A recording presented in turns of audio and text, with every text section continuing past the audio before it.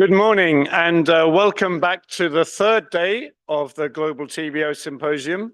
It's great to see you all back here in the room, and welcome also to all of the online participants. So this morning we're going to have a session on the military aspects of TBO, and then we're going to move on to discuss roadmaps and so forth, looking ahead.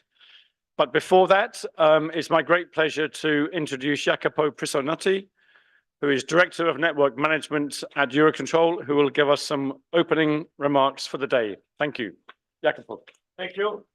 Back again on the third day. You have to bear with me today 10 minutes. Good morning, everyone. Good morning to the people who are here and the colleagues connected.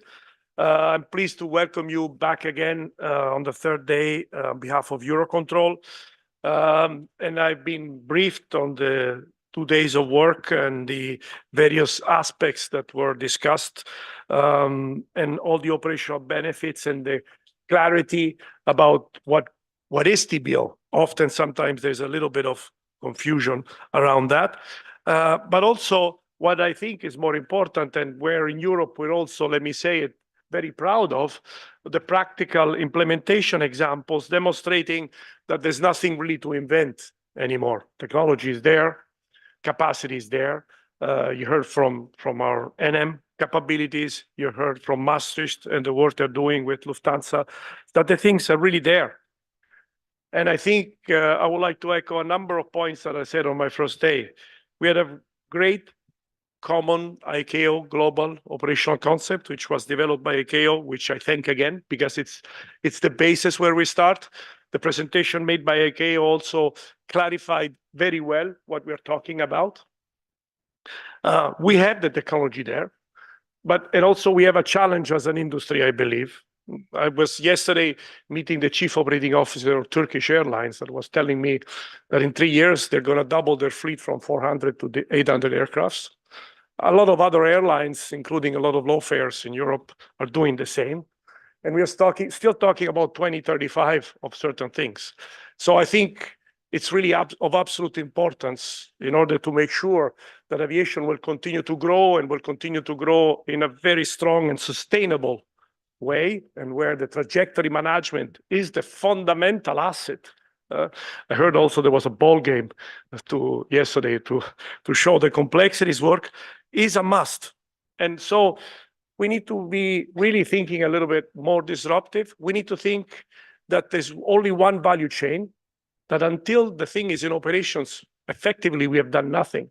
So we all need to push on a challenging roadmap. I know that today you're going to talk about this, but please think time-wise. Time is not, I like always to say this thing, and I will say it again today. Time is not an independent variable. This industry is booming, which is a good thing. We need to continue to make it sustainable. We need to continue to make all our efforts, and we need to deliver in a different time frame. We cannot continue to implement in the way we've been doing until today. In Europe, we are working really hard to ensure that some of the pillars of trajectory-based operations within our own master plans become a priority.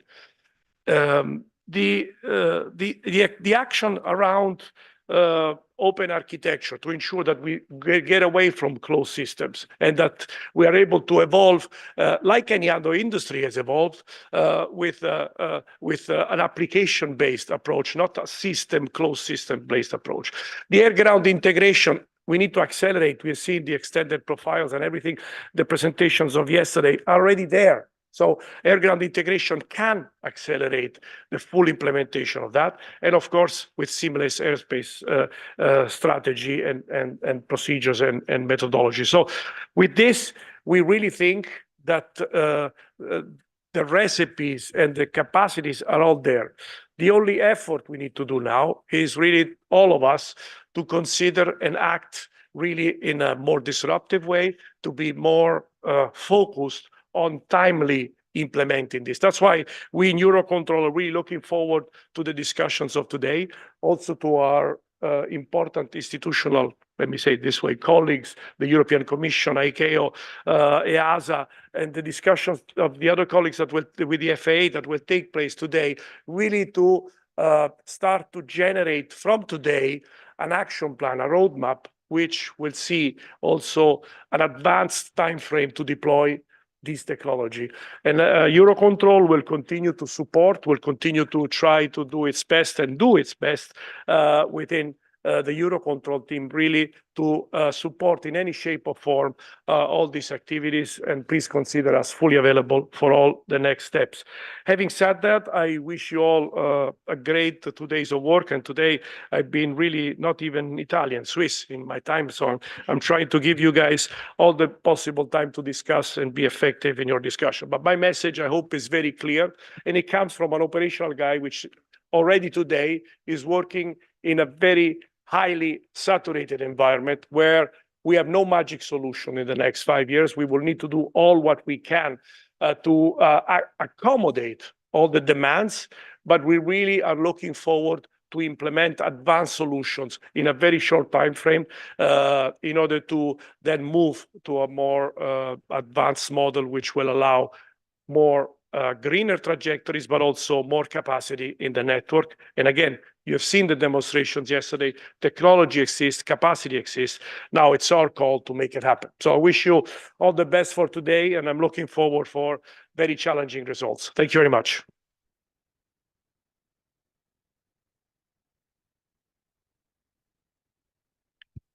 Thank you very much, Jacopo.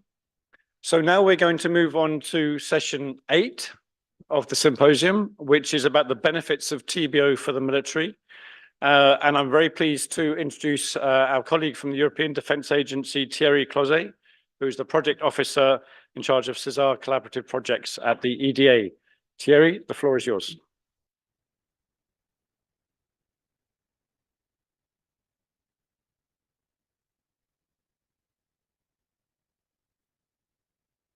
Ladies and gentlemen, good morning. It's a pleasure for me to represent EDA and to moderate this panel. My thanks goes to EUROCONTROL for the excellent collaboration we have in between the different EU entities in general with EDA regarding military activities and military projects. Let me introduce and remind you one big fact that the military do in the air is that we fly as civil as possible to the max extent, but we fly as military when we need it for operational reasons. The collaboration in between those different entities, EUROCONTROL, NATO, EDA, is a daily reality, and we try together not to duplicate the effort and to try to collaborate, to harmonize, and to propose to the military community together a decent solution to the civilians. We start working already on new technologies, new developments in order to be ready to be integrated as seamless as possible inside those new TBO operations.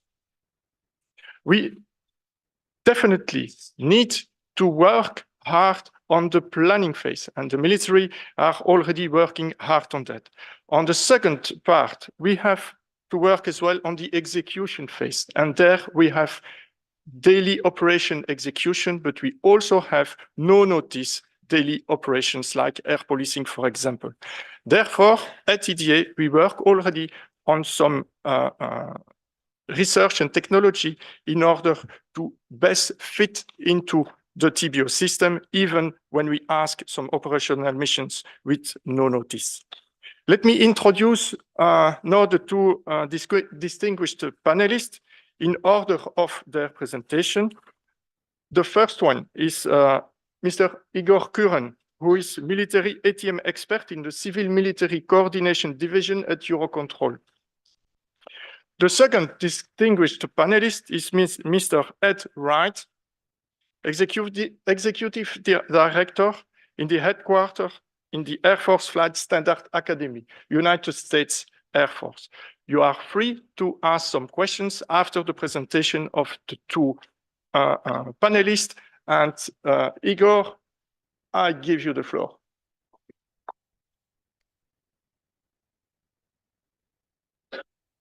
Thank you, Thierry. Good morning, ladies and gentlemen. It is my honor to present to you aspects which we probably not discussed that many times in these panels. And given that EUROCONTROL is the only unique international civil military organization, we as representing European military at EUROCONTROL provide regular support to military demands and understanding what is the future of ATM world. So my presentation, I will present you perspectives, challenges, and benefits which military can gain from active participation in the TBO concept development and validation. Should you ask me, like 15 years ago, what are the benefits for military in this TBO? I would have answered, I have no clue. Let's try to see it. But thanks to SESAR and active involvement of military in the development processes, we reached already the moment when military are equally understanding and participating in arrangements with their clear view what they want in the future ATM system. To move slides, I have to... we have to answer the question, who are military in the European ATM system? They are operational stakeholders, equal as civil aircraft operators and navigation service providers, aeronautical information service data providers, weather data providers, and CNS ATM providers. So, being at all these stages of development, military with their technical and operational expertise, specifically those who are presented in EUROCONTROL and involved in all EUROCONTROL developments and SESAR activities, they bring clear military views on what military want. Of course, we have to understand that future is not that easy for military because it's trajectory-based environment. It's trajectory-centric environment, which is looking to the improvement of safety, capacity, environmental aspects, cost effectiveness, flight efficiency, flexibility, and of course, we have not to forget that mission effectiveness is one of the key areas where military have to gain what they can gain from the future environment. So, do we understand the like TBO? Yes, because we read ICAO documents, we understand what TBO means for us and for others. TBO is ATM environment where 4D trajectory collaboratively developed, shared, and managed, and serve as a common reference for decision-making across all operational stakeholders. If we go to the global ATM concept, we see that TBO consists of ATM functions which operate across 7 ATM system components. And highlighted in my presentation, you can see that military presence at airspace organization and management with this domain is the key for military to monitor and to make key input in the area of airspace management where military have a key role and where they are responsible for national airspace organization and management. We are passing by through demand and capacity, conflict management and traffic synchronization, where military may play a role, but not really today yet. And when we speak about service delivery management, we say that military today capable to deliver their demand in the form of flight plan. There are different flight plans, but I will say a little bit more later on about what is happening these days in EUROCONTROL across European states. And of course, airspace user operations military are operating across all European airspaces and they are respected. When we speak about airport operations, this is very complex aspect and military are not contributing a lot to that because besides that this is complex, it's also a very costly solution. So from SESAR perspective, TBO enables the effective dynamic adjustment of airspace characteristics to meet predicted demand, aiming to keep any distortion to business and mission trajectories to the absolute minimum, providing sufficient flexibility for optimization purposes. So, what are the enablers for future ATM operations? So, it's a fully collaborative environment where each flight trajectory is shared, maintained, and used by all the concerned actors during all phases of flight. It enables more dynamic management of restrictions according to traffic evolution and real needs. Extended airspace user capabilities to provide preferences and priorities. The timely and seamless exchange of flight trajectory information from takeoff to landing. It enables seamless coordination based on enhanced interoperability, enhanced trajectory downlink capabilities supported by CPDLC and ADAC, improves accuracy of the network management traffic predictions from medium-term planning phase to execution, better situation awareness, dynamic CDM for planning, from planning to execution phase. All these enablers are known to military, but they are not all relevant for them. As you know, military aircraft is designed with limited ATM capabilities and designed for combat operations. It will not carry any ADAC capabilities, will not provide downlink and uplink capabilities. In most of the combat aircraft, you will not have CPDLC. But when we move to the transport fleet, which is a huge fleet represented at European stage, this fleet is today already equipped with all these capabilities, and properly trained military crews, they are flying and exchanging data via CPDLC, and those with ADAC could be capable for initial 4D trajectory. But it requires special training and time to make sure that military accept it. Now, we're moving to TBO. TBO at European scale supported by different concepts. Concepts of business trajectory, concept of mission trajectory, concept of flight flow, information collaborative environment, flight object interoperability concept, improved OET flight plan concept, and very important concept of advanced flexible use of airspace. This concept delivers flexible solutions which military require to accommodate their needs for airspace reservations and restrictions. And along the timeline of 15 years, military were contributing a lot to development of different solutions and different projects and proving that implementation of this flexibility is possible. Okay, that is important to know. Another pilot project military represented at European scale is a mission trajectory concept, is the key document that brings military perspectives on military flight operations. This document explains who military are in the European ATM system, how they fly, what they need, what are the technical operational needs.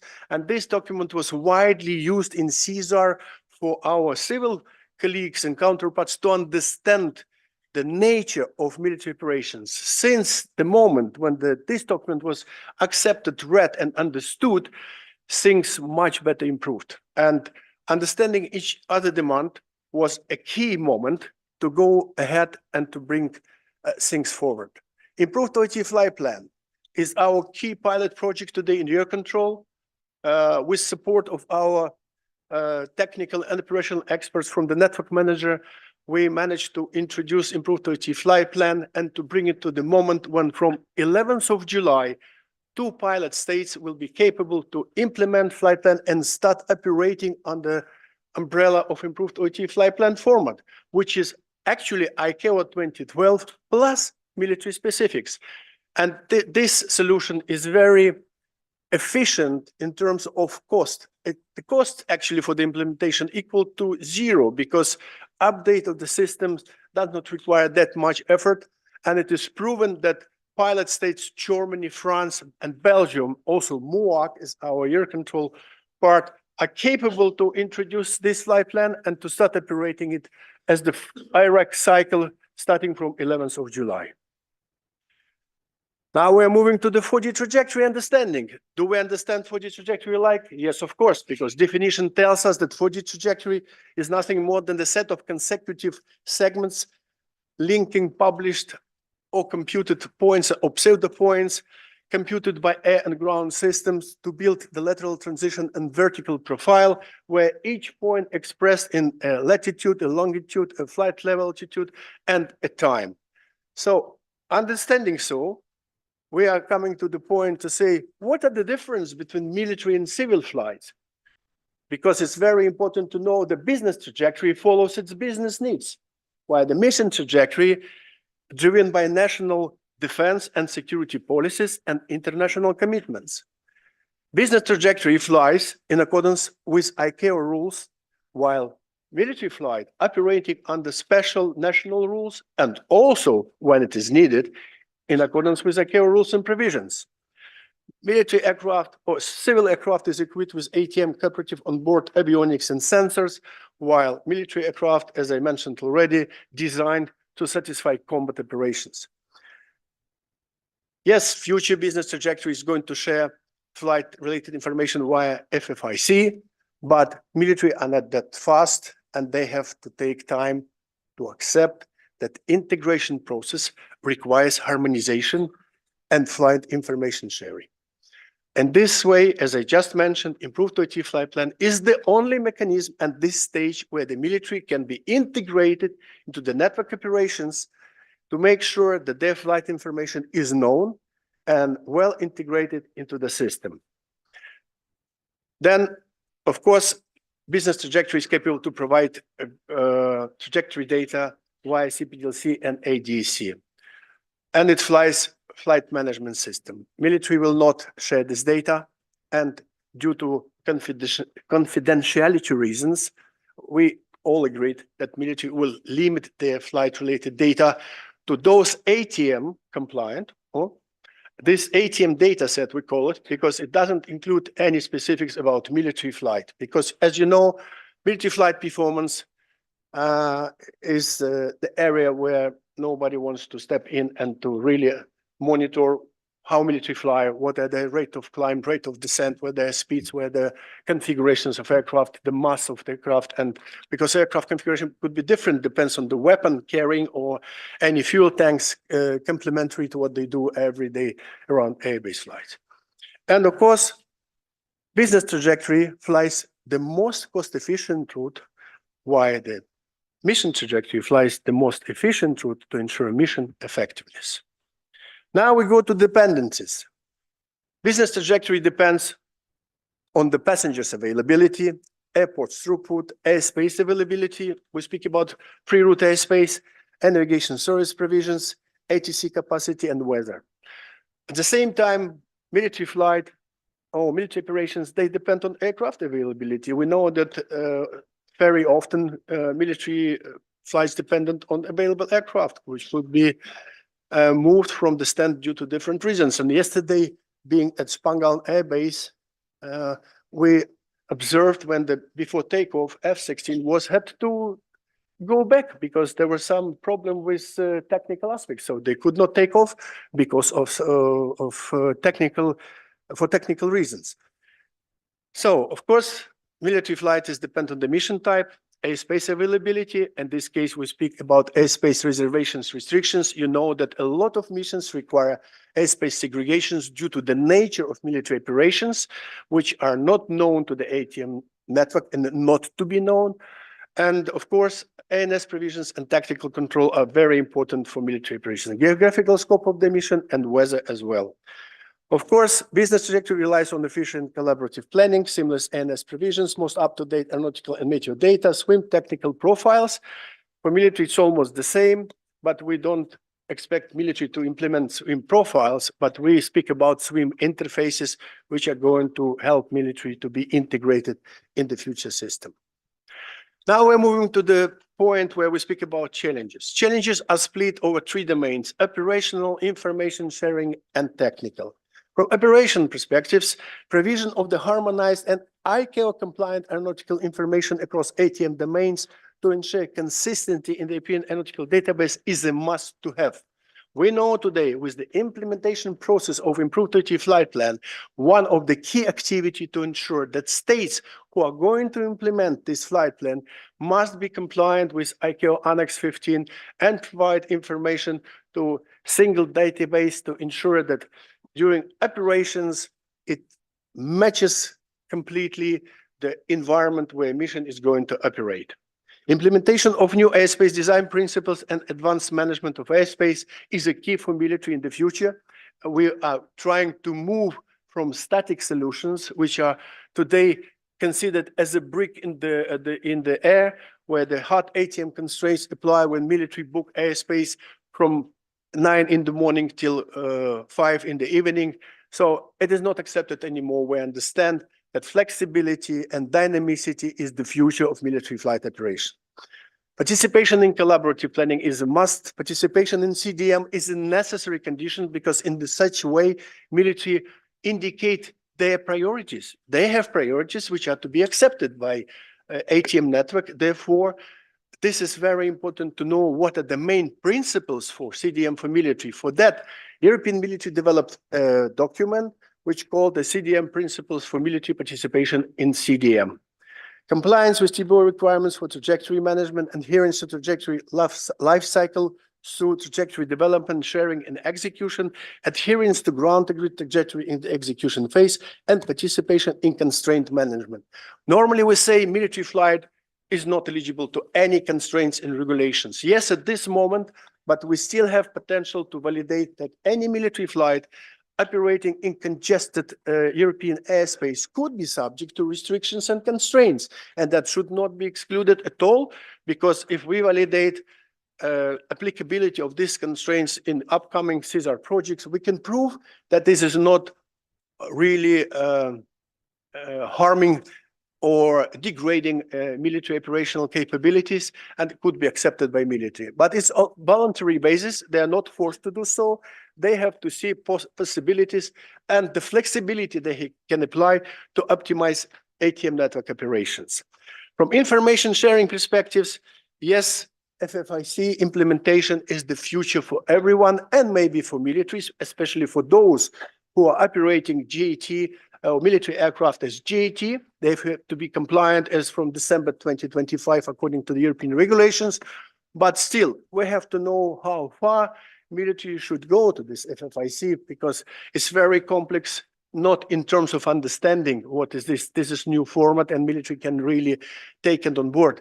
But to enable exchange of this data, you need technologies, and it could be very costly. So, and we know that ATM is not the priority #1 for military, given the situation we have today in the eastern flank. Military are focusing on combat training and preparations.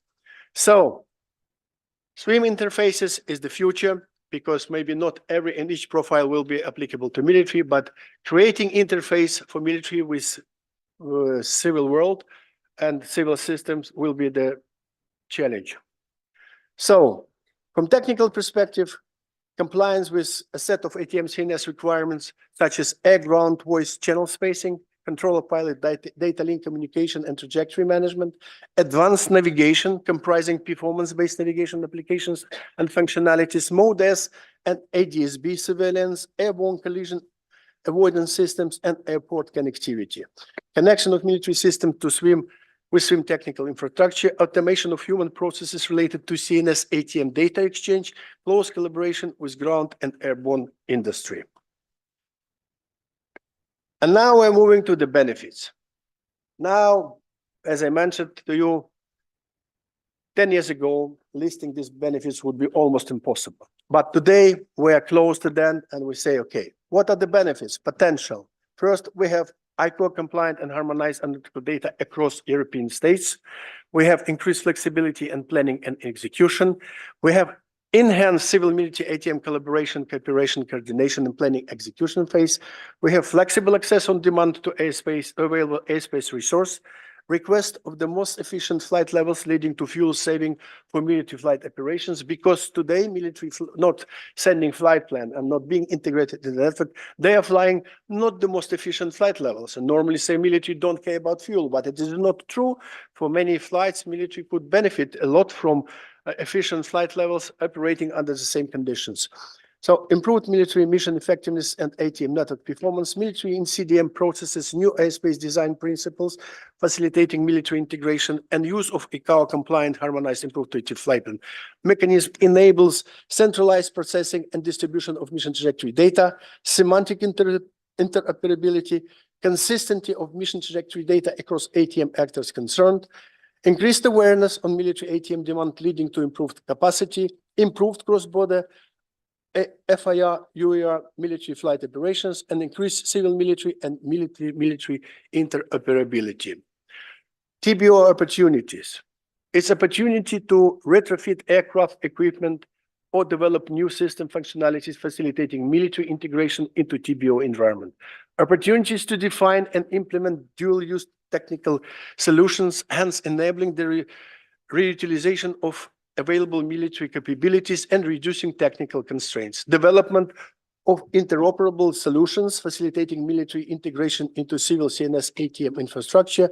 Opportunities to influence development of technical standards, to consider military-specific requirements, opportunity to eliminate procurement and certification mismatches, and opportunity to enhance air defense flights monitoring capabilities through the ground exchange trajectory information with air traffic control units. And conclusions. Actually, TBO is a new challenge for the interoperability and civil-military ATM coordination. From trajectory perspectives, it is not a new way to fulfill military mission objectives, but it's a new way to deliver military ATM demands through ATM services, describe trajectory with flight data that is richer than today's flight plan, integrate military IFR flights into ATM network operations, share trajectory information in the planning and execution phase, collaborate with ATM networks through trajectory lifecycle, provide mission support services. With this slide, I conclude my presentation, but I would like to say, from military perspective, we see that the one who walks will master the path. Okay, thank you for your attention.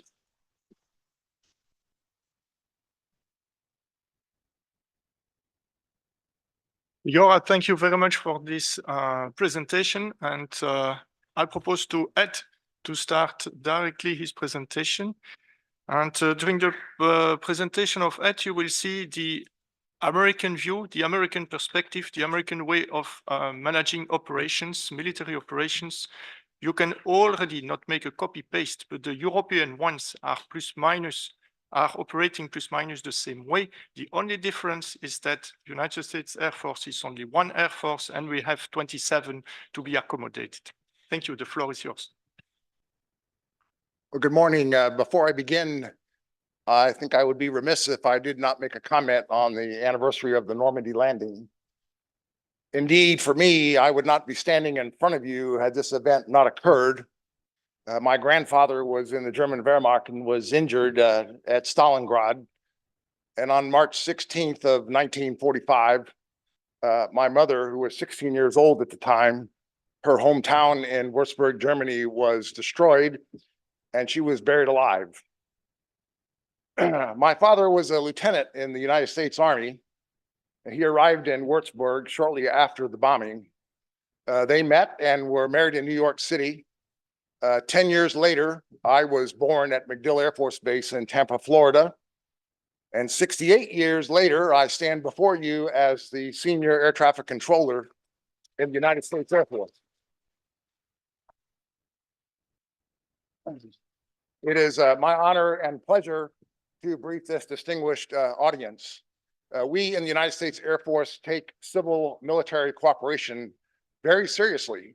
I've appointed a full-time U.S. Air Force officer, Lieutenant Colonel Tony Bridgewater. Tony, please stand up here behind me, who is my full-time liaison to EUROCONTROL and to the NATO headquarters. You may be surprised, but the U.S. Air Force is also a full member of CANSO. I try and follow Simon around the world. That can be very challenging to do, as most of you may know. And last year, we won the runner-up for the CANSO Collaboration Award from Simon. We are also very active. I've engaged with Patrick at the European Aviation Safety Agency in Cologne. I'm a member of the RTCA Program Management Committee, where we collaborate with EUROCONTROL on standards development. And we participate in all of the ICAO meetings with FAA approval, of course, that are the air navigation conferences, as well as the assemblies that we can participate in. So again, the U.S. Air Force very committed in all areas to cooperate and support military-civil cooperation, and that includes trajectory-based operations.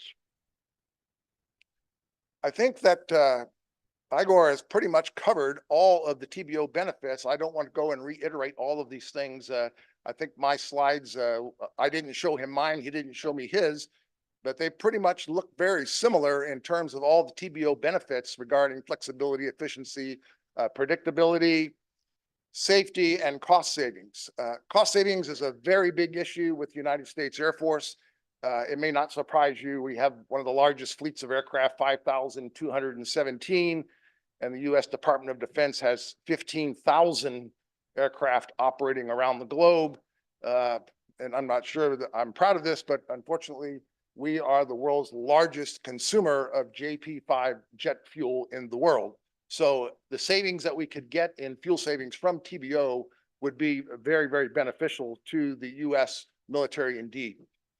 At the moment, we do have a sister program within the U.S. military, particularly within Air Mobility Command.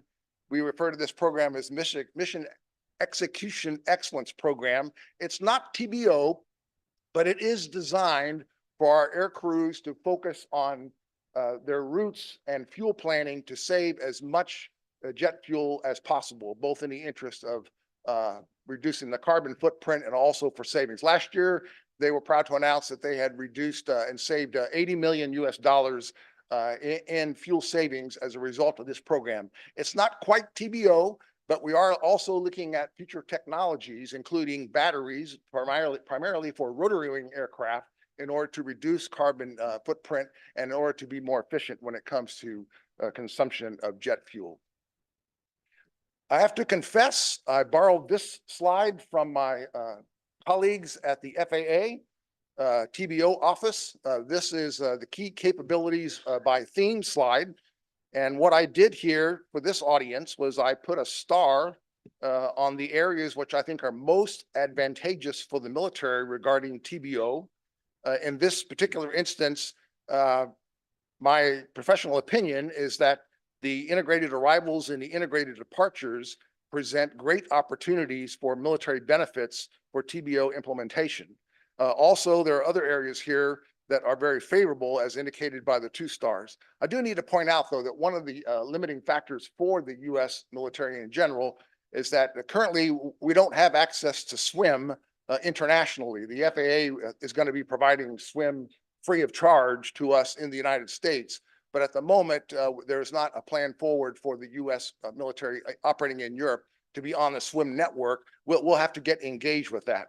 I think it's very important to point out the mission of my organization, the Air Force Flight Standards Agency, is worldwide access to airspace. We will do whatever we need to do, including cooperating, equipping with TBO technologies in order to ensure that we can have worldwide access to airspace. That is my mission, and TBO will fit into that. But I have to make one comment that whenever this organization, EUROCONTROL, or the FAA or ICAO make decisions regarding equipage, an earthquake goes off in the Pentagon because of the cost.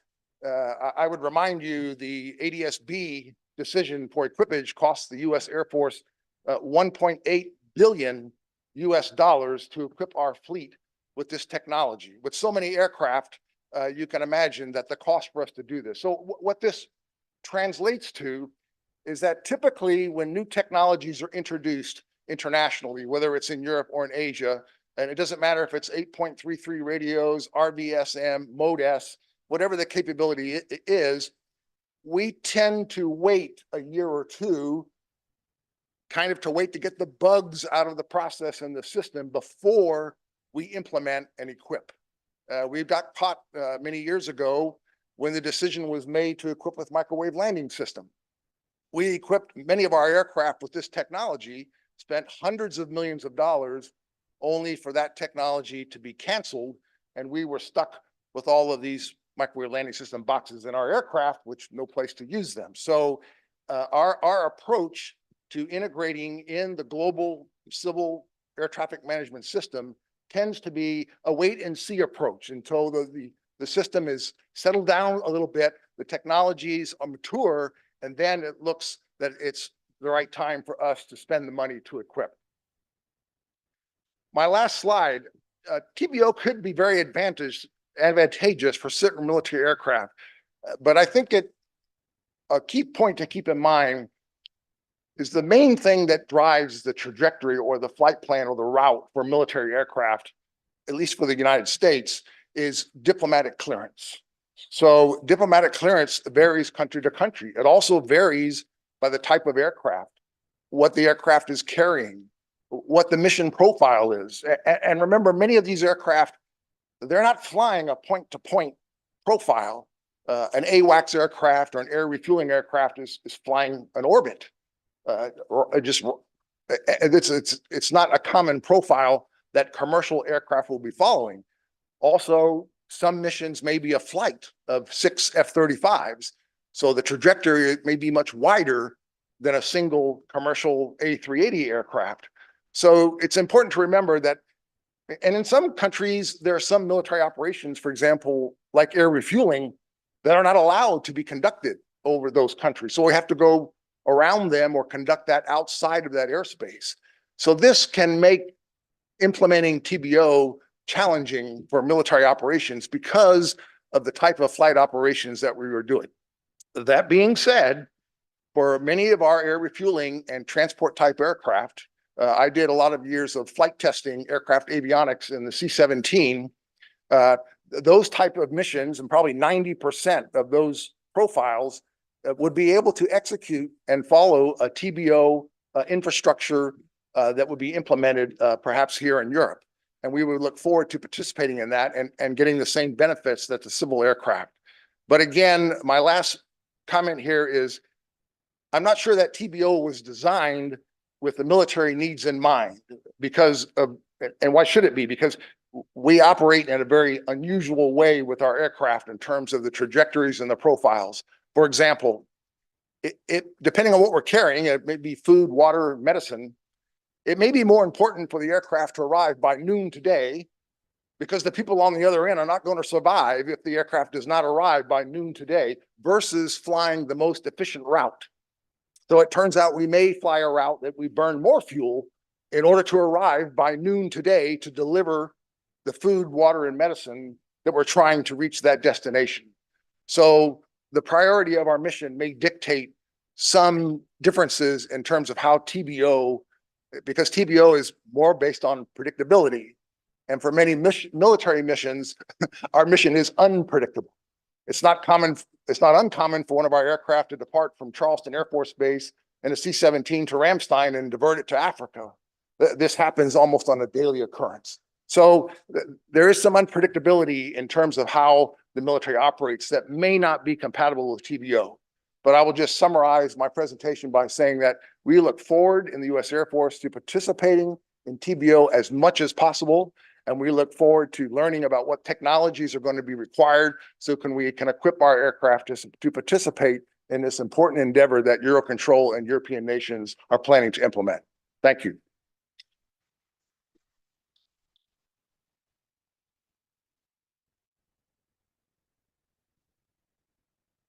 Thank you very much, Ed, for this excellent presentation. And you see that the military, we are from time to time, or even most of the time, different and operating on a different way in the air. Now we have 10 to 15 minutes time to answer to potential questions from the audience, and the panelists will be happy to answer those questions. Should you have a question, just raise your hand. So I will first ask myself a question to Igor, and this gives you time to think about your question. Igor, you talked about OAT flight plan. I heard yesterday a very nice intervention from somebody telling an OAT flight plan or a flight plan is just a sheet of paper which is thrown, fire and forget. This is okay in the past, but tomorrow this is something that we need to change a little bit in order to be more proactive, and definitely during this exchange of information. Can you tell us a little bit about the future and the way you see the evolution of this OAT flight plan? Thank you, Siri. It's a very relevant question these days because, you know, we are breaking the ice with implementation of improved OAT flight plan. It's true the regular OET flight plan, and the variety of OET flight plans depends on national organization and approach to military flight operations were completely different across the European states. But having in mind that military were keen to and eager to contribute to the harmonization process, we went through very complicated, long path to accept that improved OET flight could become the only single harmonized reference for military IFR flights operating in controlled air traffic service airspace. You have to hear me what I'm saying. I mean what I'm saying, that these flights are integrated through the network management system. So the IFPS system, which receives flights, analyzes, validates, redistributes according to the addresses, and everyone who has to take care about flight will be informed about that. But at this stage, we are just at the beginning. We really promote it more and more, and I think that many states are on the waiting mode, anticipating the result of the two big pilot states like Germany, France, and Belgium, plus MOAC, to see how this thing will work. And I'm sure as soon as it proves its validity and applicability across European states, it will go further. And before thinking about FFIC implementation from global perspective for military, as a friend of mine used to say, before you start driving Ferrari, drive first Fiat 500. Huh? That's something that really makes sense. Thank you. Thank you very much, Igor. Okay, I have a question for Ed. You know that to be proficient and to have an excellent level of cooperation in between the military and the civilians, we need to share data. We need to share data for planning purposes, and we definitely need to share a lot of data in real time to continue executing the mission and to find solution to potential, I would say, problems or rerouting, like you explained just during your presentation. My question is twofold. How do you manage the releasability of those information that the civilian definitely need to get access to from the military side? And I know that from time to time, some data are considered as classified. And the second sub-question is that, what about the compatibility of the military system towards the civil system in the United States in order to best be able to integrate civil system to exchange data? And definitely, if you deploy your operations abroad, maybe in EU or maybe somewhere else, how do you see this exchange of data? Thank you. Thank you for the question.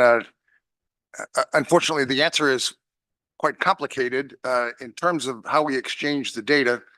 And I have several subject matter experts in the audience I may ask for backup on, including Colonel Bridgewater and Mr. Bill Cobb. I would say that for 90% of the flights that for the U.S. Air Force, and I'm not speaking for the whole U.S. Department of Defense, all the data is shared. We do have individual letter of agreements with each country that prescribe which data that we will provide in terms of the flight plan information. Bill, do you have additional comment in terms of how we manage the data, in terms of what we share? Bill Cobb? It's over here, right here, over here. Go ahead. Morning, everyone. Did you key up the mic? Yes. Morning. With the 618th Air Ops Center, we fly plan globally. We pretty much fly as a cargo carrier. We use GAT routings for the most part. We will fly OAT as required. So for us, we share our flight plans.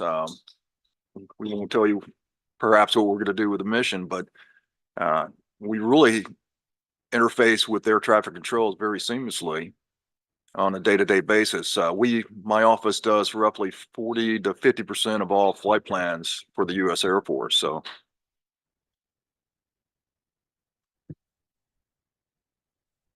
Thank you, Bill. I would make a comment about ADS-B. For example, in the United States, the U.S. Air Force had to reach an accommodation with the Federal Aviation Administration because there are instances where we do not want to broadcast the information of a military flight via ADS-B. And we do have an accommodation with the Federal Aviation Administration to turn the ADS-B box off, if you will, and not transmit that information if we should desire. The other part of your question, when you're talking about technologies, currently we use an ACARS data link to communicate with the cockpit. This is the first forum where I've heard about ADS-B version 2 technology. We don't have that in the US. I don't know if it's coming down the road. We're also currently not using ADS-B-C either in the US. So again, as I gave in my presentation, depending on how the format and the requirements for the different technologies in terms of data links that are going to be needed, as well as the swim network on the ground unfold, we'll make the determination of where we need to equip with those technologies, and so we can participate in TBO operations in Europe. And I'm not sure that I answered the second part of your question. Could you repeat it again, please? This was linked with the out of area operations when you need to go at a location where you are not supposed to work on a daily basis, or outside operations. Yeah, I think as Bill articulated, in the United States, we don't use OAT and GAT. Our aircraft are controlled and operated the same controlled by the FAA, or whether it's military controls. In fact, our military controllers today are credentialed by the Federal Aviation Administration. And to Bill's point, so we pretty much operate in a seamless system. There aren't any differences in how a C-17 aircraft flies across the United States versus Delta Airlines. The flight planning, the air traffic control, it's all the same. It's not like it is in Europe where you separate the OAT and the GAT. Okay, thank you very much for this question. To conclude and not to spoil your coffee time afterwards, I see one question, sorry. The floor is yours. Yeah, good morning, everyone. Ulrich Kage from Frequentis.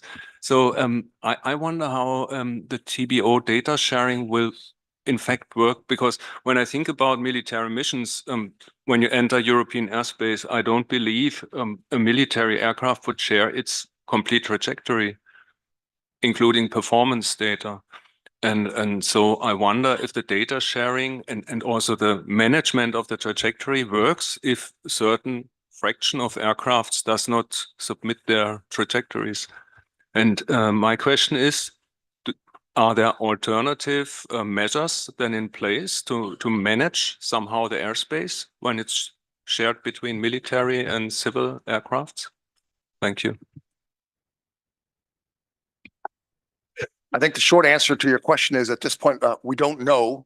But clearly, if the information for the aircraft characteristics is not going to be shared, it's not going to be able to participate in TBO operation, at least at this point, until we develop some other type of solution in order for that information to be shared, which again, it depends on the type of aircraft, what cargo it may be carrying, what country it is over, whether that information can be shared. So it's a complicated question to say, but the answer is probably a case-by-case basis for each aircraft as to whether or not it would be able to participate in TBO by sharing the information that is required to implement TBO. So it's very difficult. I think that is one of the challenges that will have to be worked through as TBO is implemented. Maybe we can take a last question. The floor is yours, sir. No, it's not a question. It's just an answer to the previous question, because first of all, it depends very much how you operate. If you operate as GAT, as general air traffic in the European airspace, you have to file a flight plan.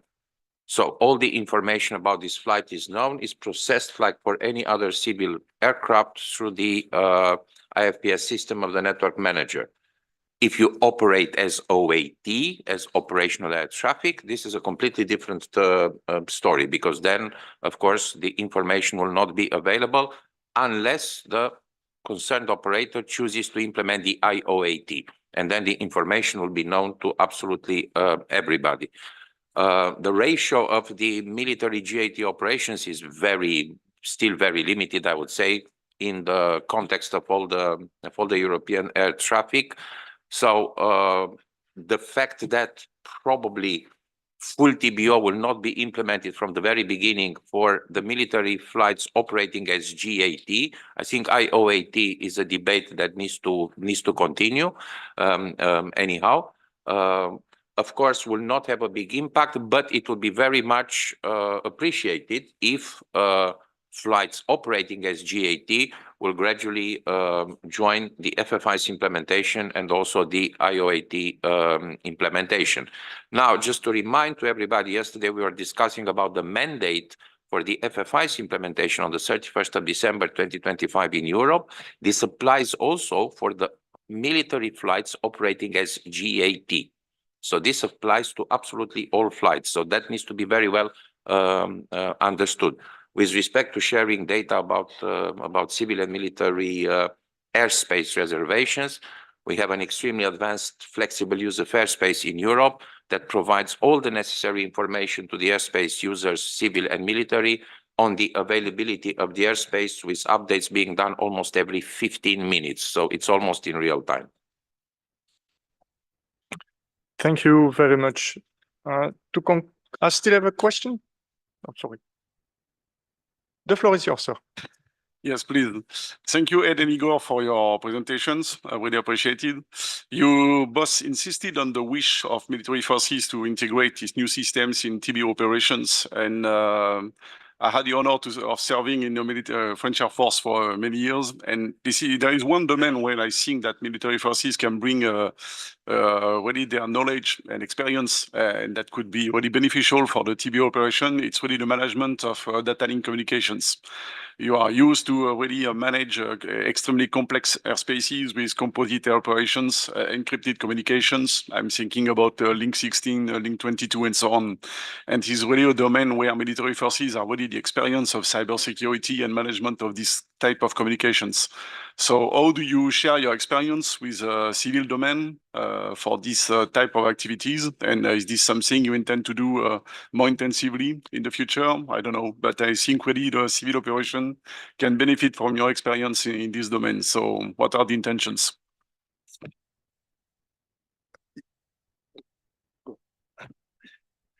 Thank you, Olivier. Thank you. Very complex question, but very interesting. You know, at the beginning of SESAR definition phase, we raised this issue publicly, saying, okay, we would like to see potential of Link 16 to be used for ATM purposes. We received clear no. And we stopped at that moment.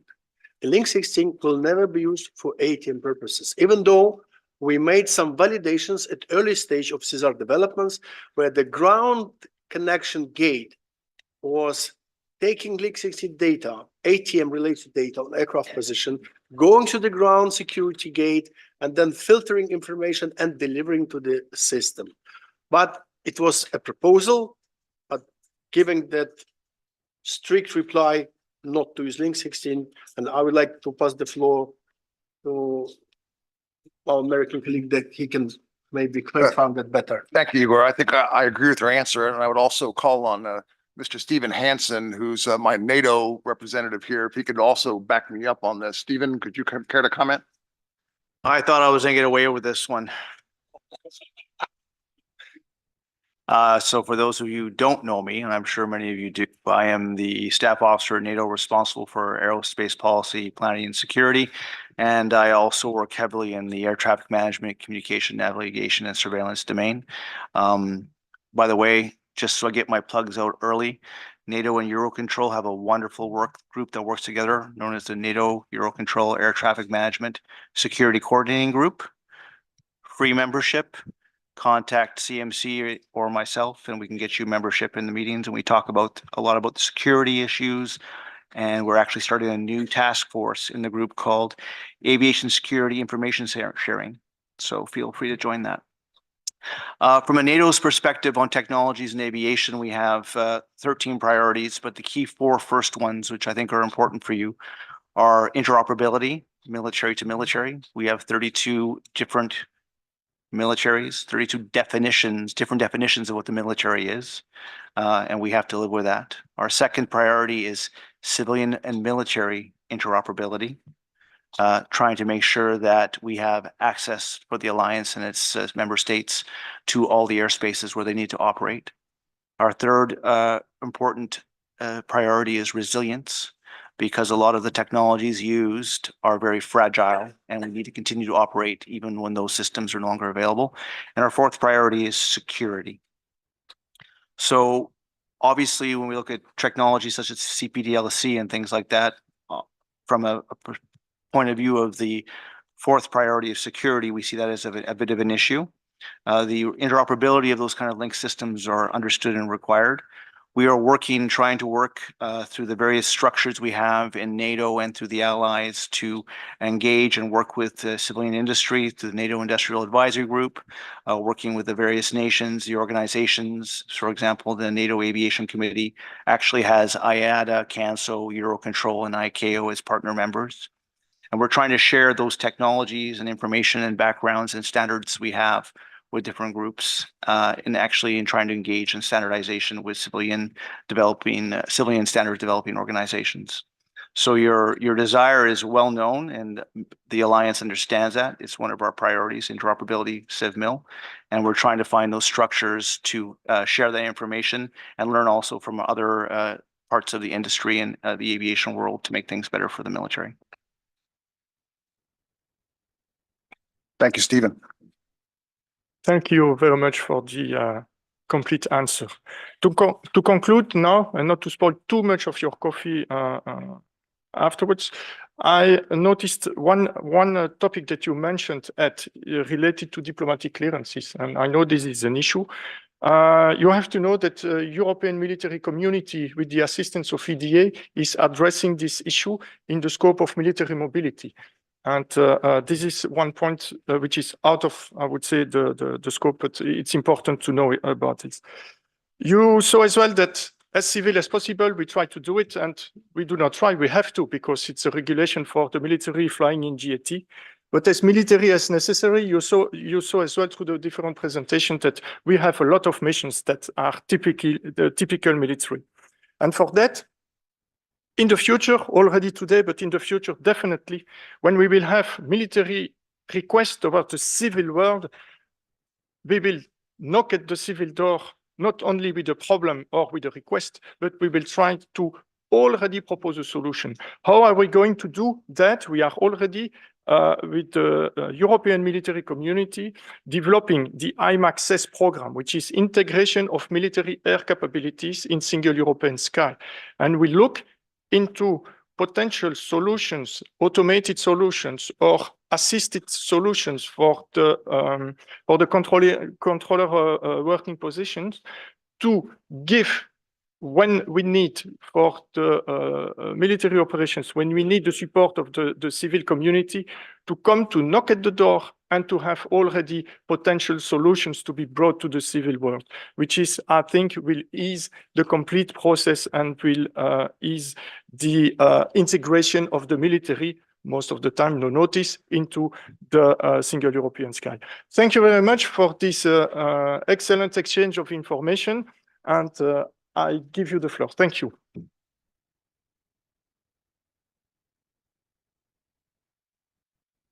Thank you very much, Thierry, and thank you to Igor and Ed. That was a fascinating session. Thanks also to the other colleagues who are supporting them in the room. I think it's a very important topic. It's a key part of the global TBO picture. So we will now move on to our final session, which we're going to take in two parts. So the first part will be before the coffee break, then we'll have coffee, and then we'll go to the second part. And as we've said, this session is going to be looking more to the future and the next steps. And in particular, we're about now going to have a presentation on the European TBO roadmap, which has been developed. And for that, I have great pleasure in passing the floor to Andreas Boschen, the Executive Director of the SESAR Joint Undertaking.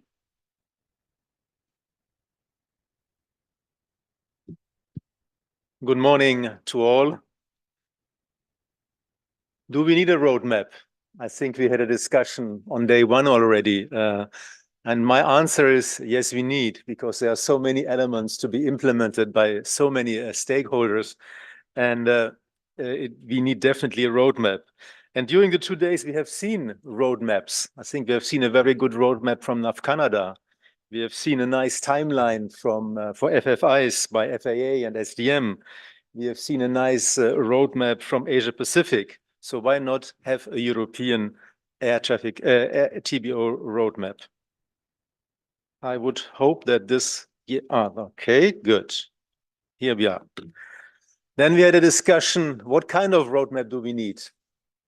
A simple, strategic, high level, or a comprehensive, detailed, technical engineering?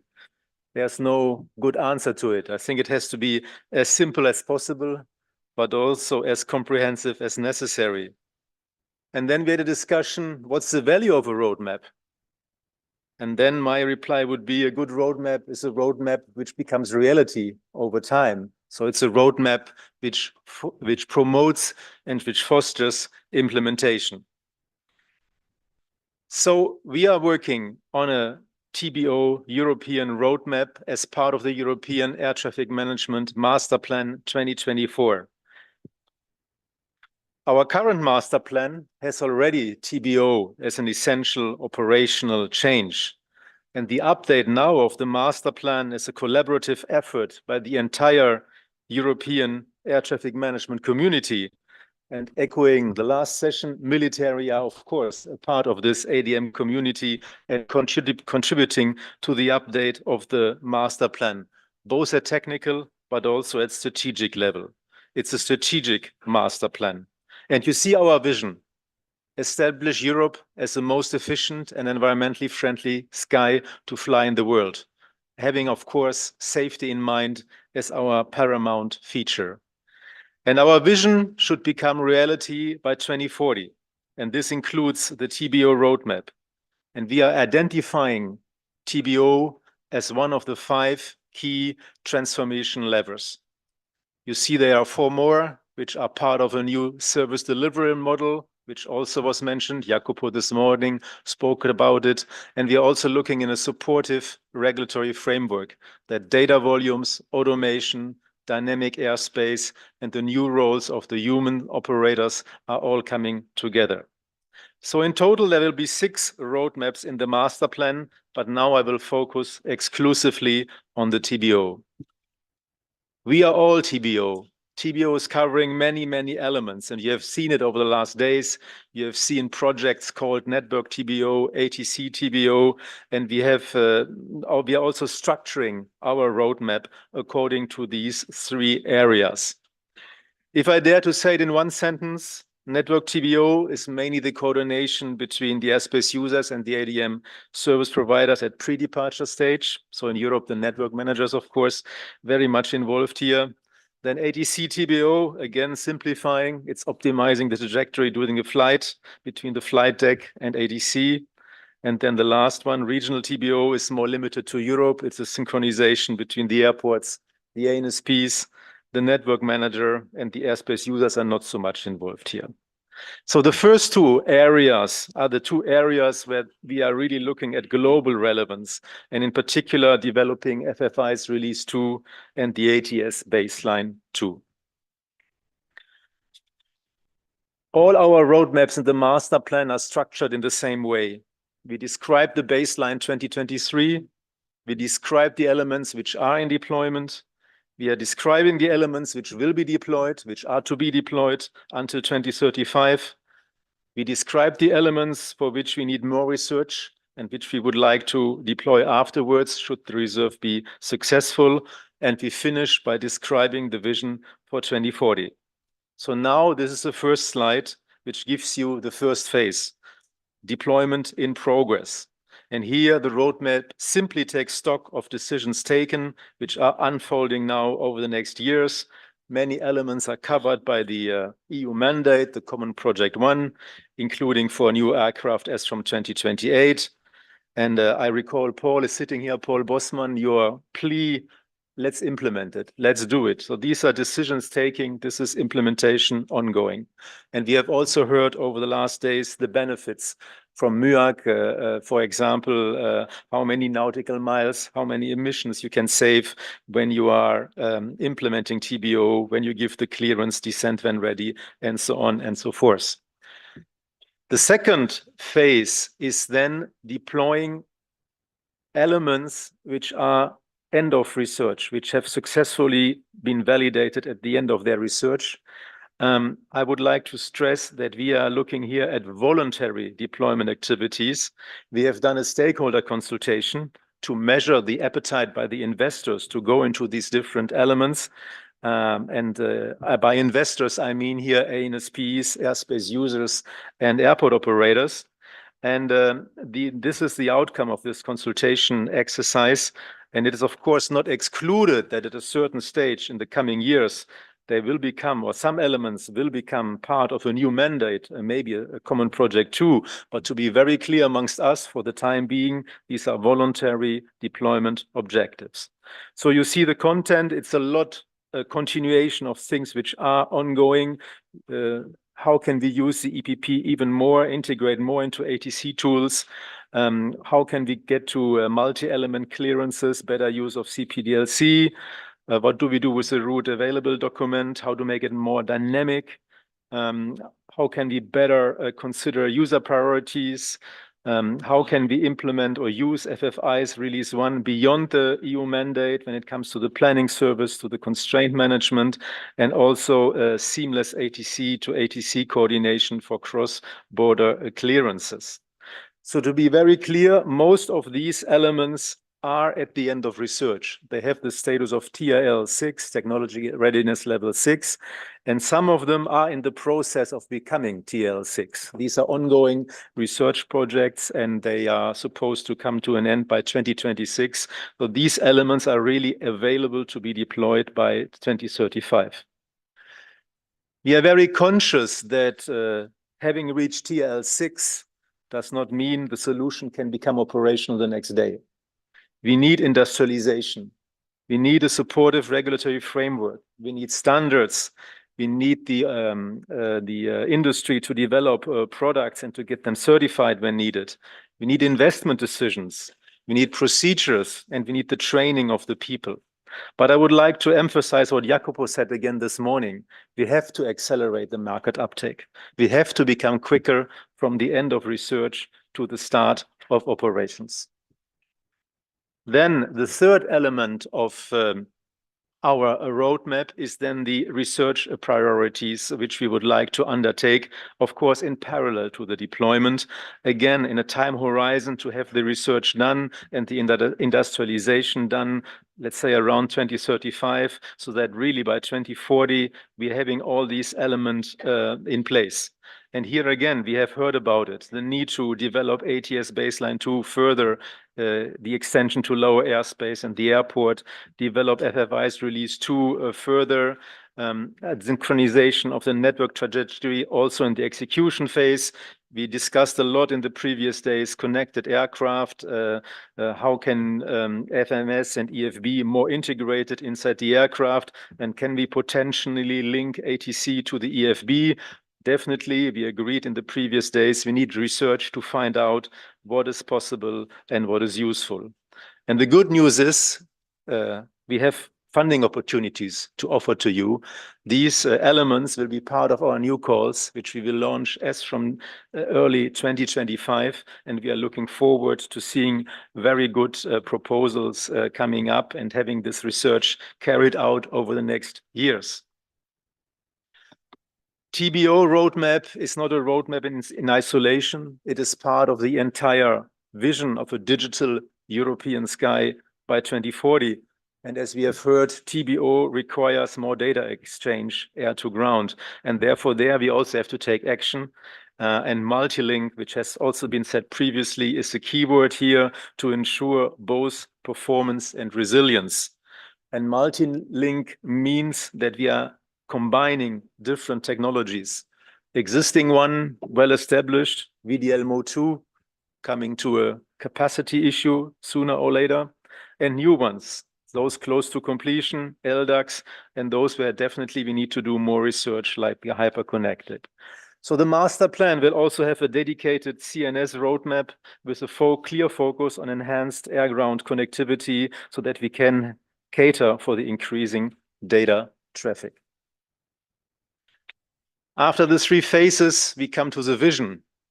The vision is in 2040 that the trajectory affirmation is taking place continuously in the planning and in the execution. And trajectory data are exchanged ground to ground and air to ground with, I would say, almost no limits. And I would like to stress also something we haven't maybe not so much talked about, the human-machine teaming. We will have another work environment where we really will bring the automation to a higher level in the planning and in the execution phase, where we are reducing workload, which is currently in dispatch by the flight deck, by the ADFM and the ADC. And it's also the only way to manage the capacity and the complexity of the airspace we are expecting to see in 2040. And that will also mean that our current airspace management will much more go into a management of individual flights and also the necessary reduction of the environmental impact of aviation.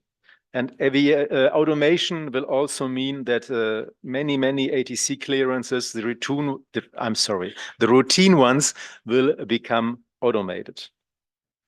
We are conscious this is ambitious. There's a lot of work ahead for all of us, but we do not start from scratch. So it is really important to work together, all hands on deck, and we need the buy-in from stakeholders. The value of the roadmap is as good as the people are implementing it.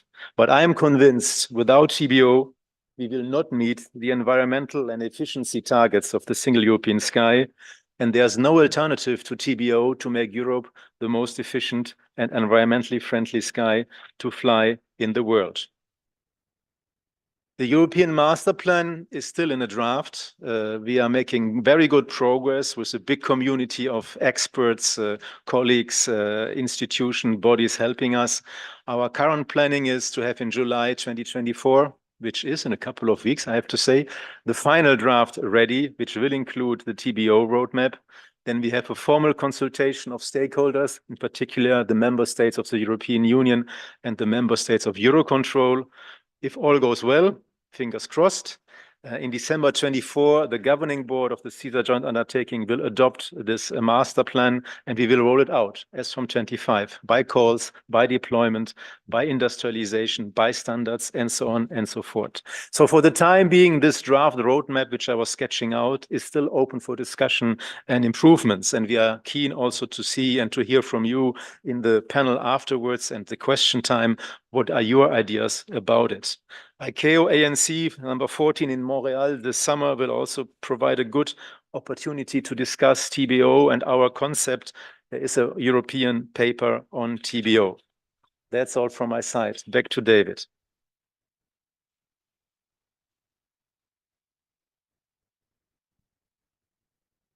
Thank you very much, Andreas. So that paints the picture for the future from the European perspective. After the coffee break, we will have a panel session where this will be discussed, including with some of our international partners. So now we will have a coffee break with a small trajectory revision. We will restart at 10:50 instead of 10:45. So please be back on time. And don't forget that the exhibits are still in the lobby area for you to visit if you haven't yet had the chance to do so. So thanks very much. See you back at 10:50.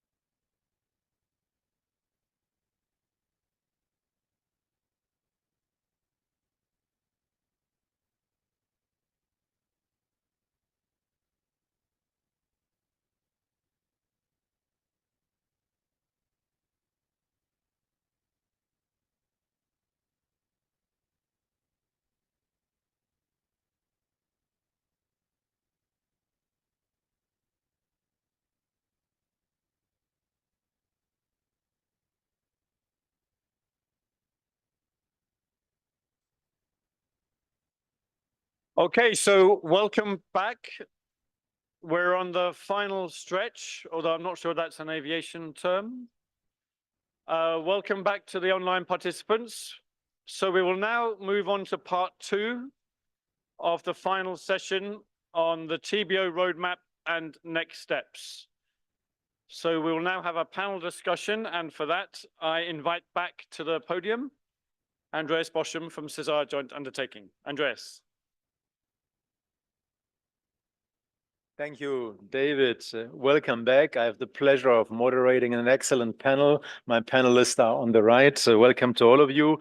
I will introduce them, but I would also like to clarify that we will have a question and answer session. I will foresee some time. So if you have any questions on the session, which is called TBO Roadmap and Next Steps, so it's really a wrap-up session of the whole 2 days, I would say almost any question is welcome. Introducing my panel in the order of like the colleagues are seated there. Pascal Luciani from ICAO, Deputy Director Air Navigation Bureau. You opened this workshop. You are in the last panel. Very welcome. Christine Berg from the European Commission, DG Move, Head of Unit Single European Sky, and Deputy Director for Aviation. Luc Titgard from EASA. Your new job title is High Representative of the Executive Director, but we are working together for many years. Steve Bradford from FAA, thank you again for stepping in for Katrina Hall. She was very keen to be with us. We had her on the phone last week. Unfortunately, she's not there. And thank you, Steve, for stepping in. And Anna von Grote, the Director General of EUROCONTROL, the European Standardization Organization. So I have an introductory question for all of you, and I will start with Pascal. So this roadmap you have seen before the coffee break, is this okay for ICAO? Is this contributing to the ICAO goal of TBO, and how? Thank you very much. For the first part of the question, is it contributing? The short answer is yes. Of course, the detail is in the how. Thank you very much for that presentation and sharing. And thank you for the analysis you have, because we share the same vision that we need to capitalize on what is already deployable, the research and development efforts which are needed, and then the decision making. And all 3 steps are necessary. In terms of what is already deployed and what will be deployed, we are very happy with what we saw. You are in line with the ASBUs and even a little bit ahead of them. So this deployment in this region is going to move ahead, and we are very pleased with that. A very important element for the future is the research and development. And on this area, ICAO cannot do it alone. And this research and development will be fundamental on all the blocks that you detailed to bring us forward and to give us the material for the next stage. And as you said, the key is what we're going to be able as far away as 2040. And for that, research is absolutely essential. Then in terms of decisions and the way forward, ICAO agrees that there is a need to accelerate now. And we are very grateful for the voluntary deployment that you're highlighting in that roadmap. We are also thinking that we will need to have global mandates.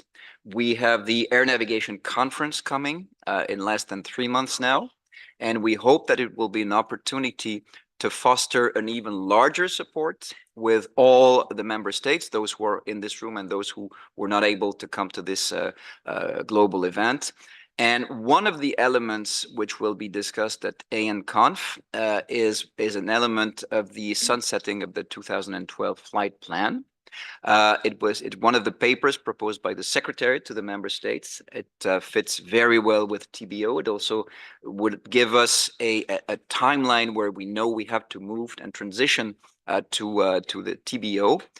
A proposed date submitted to the member states is 2034. And we look forward to the discussions we might have. And we believe that all of this is very coherent to the roadmap you just proposed. Thanks for your support. Thank you, Pascal. I will immediately continue and will look at Steve and the FAA.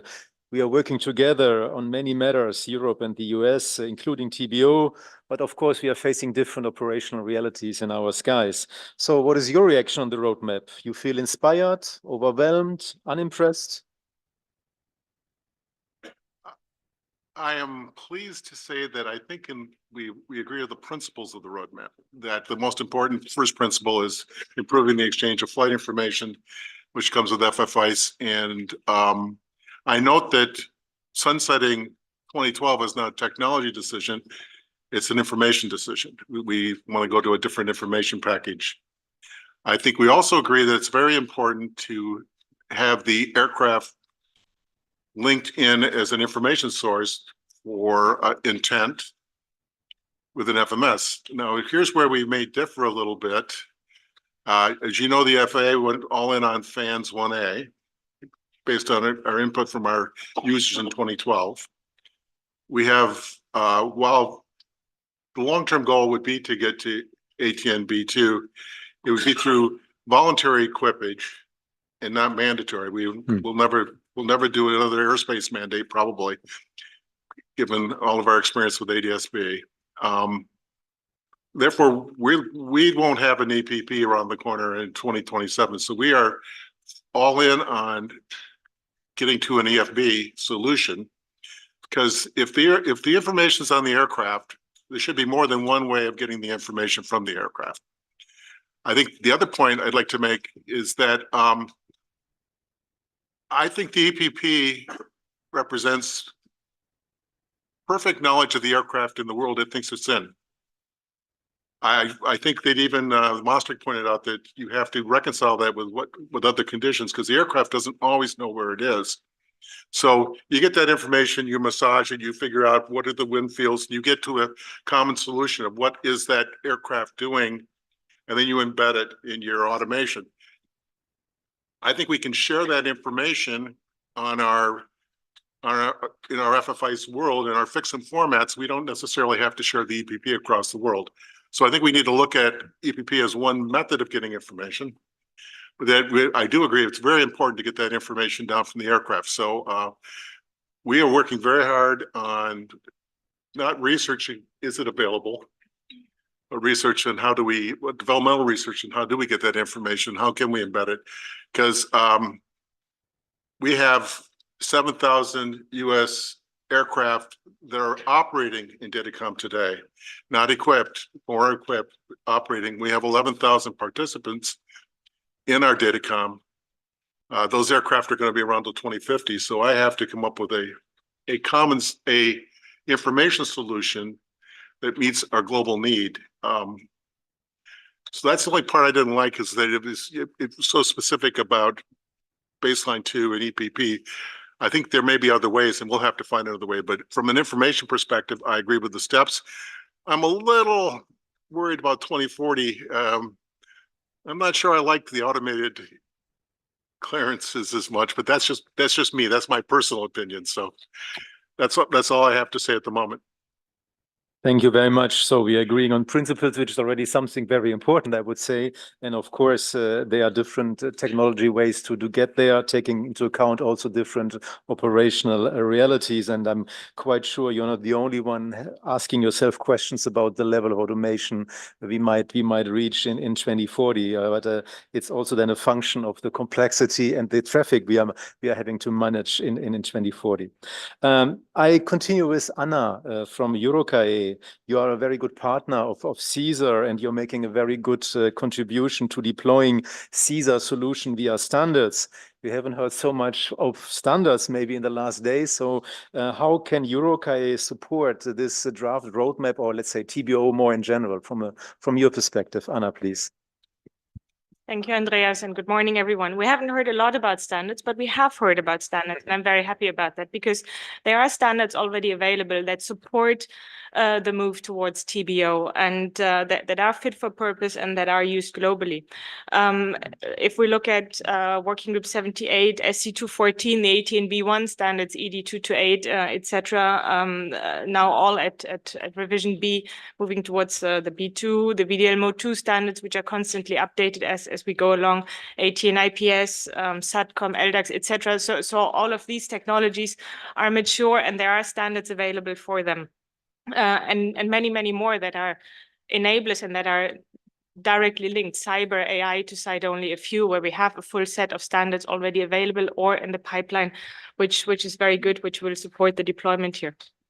But also going away a little bit from the technology and how do we support the move towards TBO or any other SESAR solution as they become mature and the strategic deployment objectives is really through this very close link between the SESAR work program now with the updated master plan and the SDOs to our technical work program. We've just had our technical advisory committee meeting earlier this week.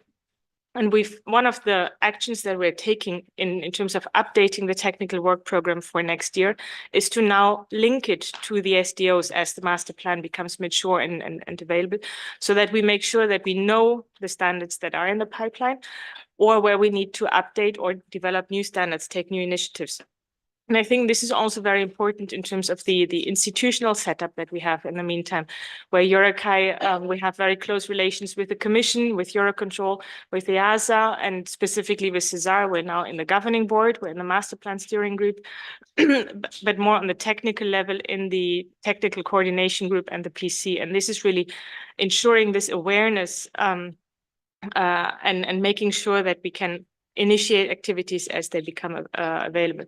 And the other way around as well, with the SJU, EASA, and EUROCONTROL, many other industry players here in the room and many that are probably online, being in the EUROCAI governance. So we really rely on the industry here as well in terms of helping initiate activities and redirecting activities if needed, to make sure that we can together develop the standards that are needed and have a fully integrated TBO roadmap and the requirements for the standards as we go along. Yes, thank you very much. And indeed, working closer together will make an acceleration of the market uptake of innovation, what we need and what we want to do. May I look at Christine now? And you are from the European Commission. You are having regulatory powers. So some TBO elements are covered by the mandate, which is called CP1. You're also organizing funds. You're giving funds to us for research. You're giving funds to the SESAR deployment manager for deployment. So you're doing already a lot to make TBO a reality. How, from an European aviation policy view, how are you looking at this roadmap and how can you support this in the future? Thank you. Thank you, Andreas, and thank you for describing my different hats as a policymaker, regulator, and woman with deep pockets, as I'm perceived by some. I think let me step back and let me also underline that in these functions for us, it's important to create framework conditions. And we have in the past decades created the framework conditions for the stakeholders in Europe, but also internationally, to get together and to engage in this topic. In a sense that we have always been and we will remain committed to work in international organizations for a global sector. This is why it is of utmost importance to us that whatever we do, we can bring it to ICAO and can find international partners. We have created structures that have allowed European stakeholders but also international ones to join, and we are committed to continue with these structures. Think of your own organization. This is our joint undertaking in its third edition, is by now the only research organization active in research relevant for the ATM sector. There is hardly any other research going on outside in Europe, outside ATM. And you have close relationships with international partners, and I thank all of them of being here. We have set up for the deployment side the SESAR deployment manager function, which allows the stakeholders to engage on activities which require close cooperation, and we are providing the mandates. Now, as Steve has already said, experiences with mandates are a mixed bag of experiences. I think if you want to go for a mandate as a regulator, you want to be super reassured that all the operational stakeholders want it, are committed, and then you have to think, how can you keep up the commitment over a very long period, knowing that rollout is slow, and also knowing that during rollout there may be other events, innovations that come along that may reduce commitment. So this is a challenge, but I think there are lessons to be learned from mandates. I would not go as far and say the lessons we have learned from CP1 would lead us to stop mandates, but I think the lessons we have learned so far from our common project regulation means that we have to increase commitment, we have to increase accountability by everybody who is concerned. With this, plus also the fact that we need to look closer at what is coming out of research, TRL6, you said it yourself, Andreas, and what can be implemented. There is an all-important global industrialization phase, I would even say. And for this global industrialization phase, we need global standards. This is why it is so important that Anna works together with her colleagues from RTCA, that we get also in ICAO global rules for the essential things we need. How are we going to support this in the future? Now, I cannot tell you that we will continue as generously to support with European taxpayer money everything. We have so far invested, or will have invested by the end of 2027, which is the end of our European current long-term budget perspective, 4.5 billion euros in research and development. With a war back on the continent, climate challenges and many other things, I'm not in a position to tell you what will be the decision for the future. But it's very clear that the incentives are related to the commitment of the stakeholders and the willingness to implement. And it's also very reassuring to see that when stakeholders do cost-benefit analysis, and I think you have been presented by this also in the course of this global symposium, there is billions of money that can be saved in this joint commitment. And therefore, we would also think that, and if it was only for that and us providing the platforms for the stakeholders to engage and to decide things on, then we are making a positive contribution. We are committed to continue in the future. Maybe if I have another minute left, I think it's also clear that the enablers are of predominant importance. We have and we will continue to support this. There is also, from SATCOM perspectives, also big policy steps on the European side for the future for secured communication to come, at least for state aircraft and others. So we will be looking into some of the big issues for the enablers as well in the future. And we also hope that with EPP, as it was said, we have set a first step, but we are very conscious that this is a first step. And in the long term, we need to have a global next step in the light of what also in terms of exchange capabilities can be done in the future. And this is also something where we have the expectation that the European Master Plan will provide the roadmap in harmony with all partners around the world to move on. Thank you. Thank you for this. I have heard a regulator who is very much looking into collaboration with all the stakeholders and regulating based on good preparation and joint commitments. I think this is a very positive message. And I thank you, Christine, for being clear about the future. There's more uncertainty, there's more pressure on the budget, so we cannot take it for granted that all things will continue as they are. Last but not least, look, EASA.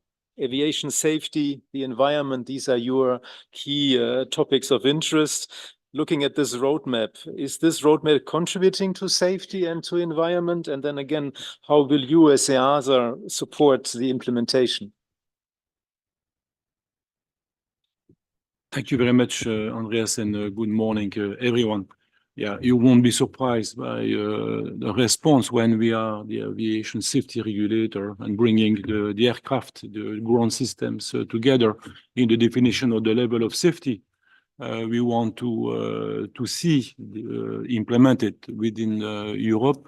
What is now on the table is extremely interesting. The TBO is an element which we see as reducing the tactical dimension of the operations of the airlines and also the controllers, and therefore also contributing to reduction of the conflict risks. And this is all, of course, nice music to our ears, I think, because we are looking to have the highest level of safety for aviation, and that could contribute to it. That's the safety element of your question. The environmental element is, of course, since we are now also asked to look at how to reduce the emissions by having predictability and flexibility in organizing the flight and from the full life cycle of the flight, we can contribute to optimize the way the emissions will be done during the flight, but also even before the flight on the ground.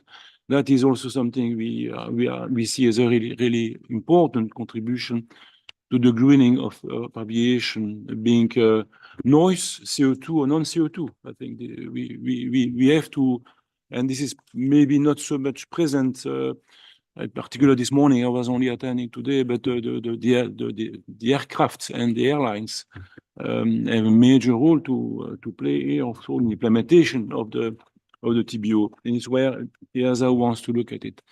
When it comes to our role on looking at if those dimensions are covered, I think as you know, our role is to look at now through the certification of ground equipment and to go for verification that what is coming in terms of technology is safe enough, is meeting the safety requirements, but also the greening requirements. So we believe that we have a role to play in order to recognize what type of technological solutions proposed by industry will be eligible for deployment.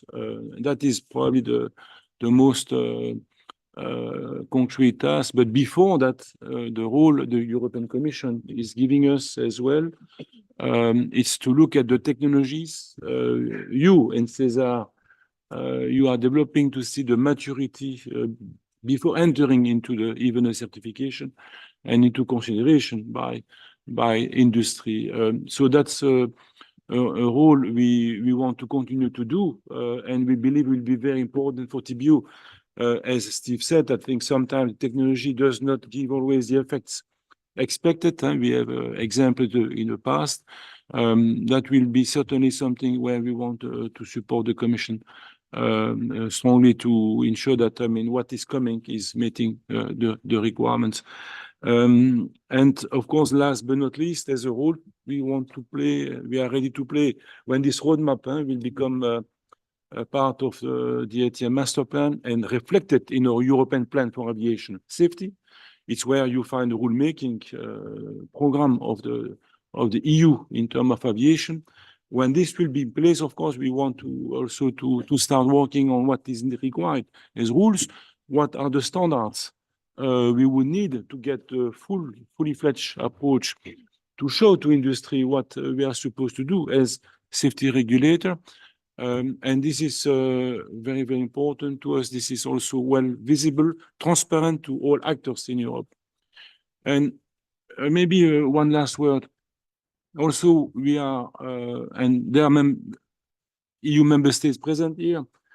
They have a major role to play as well. I mean, there are maybe when, of course, the TBO roadmap and the implementation will be, if it's only even a voluntary basis, we have to ensure that the national supervisory authorities and the CAs are looking at how the service providers, being a national or pan-European, they would be implementing on a timely basis what has been put in the master plan, and also in the future maybe as it is possibly mandated by ICAO in the future.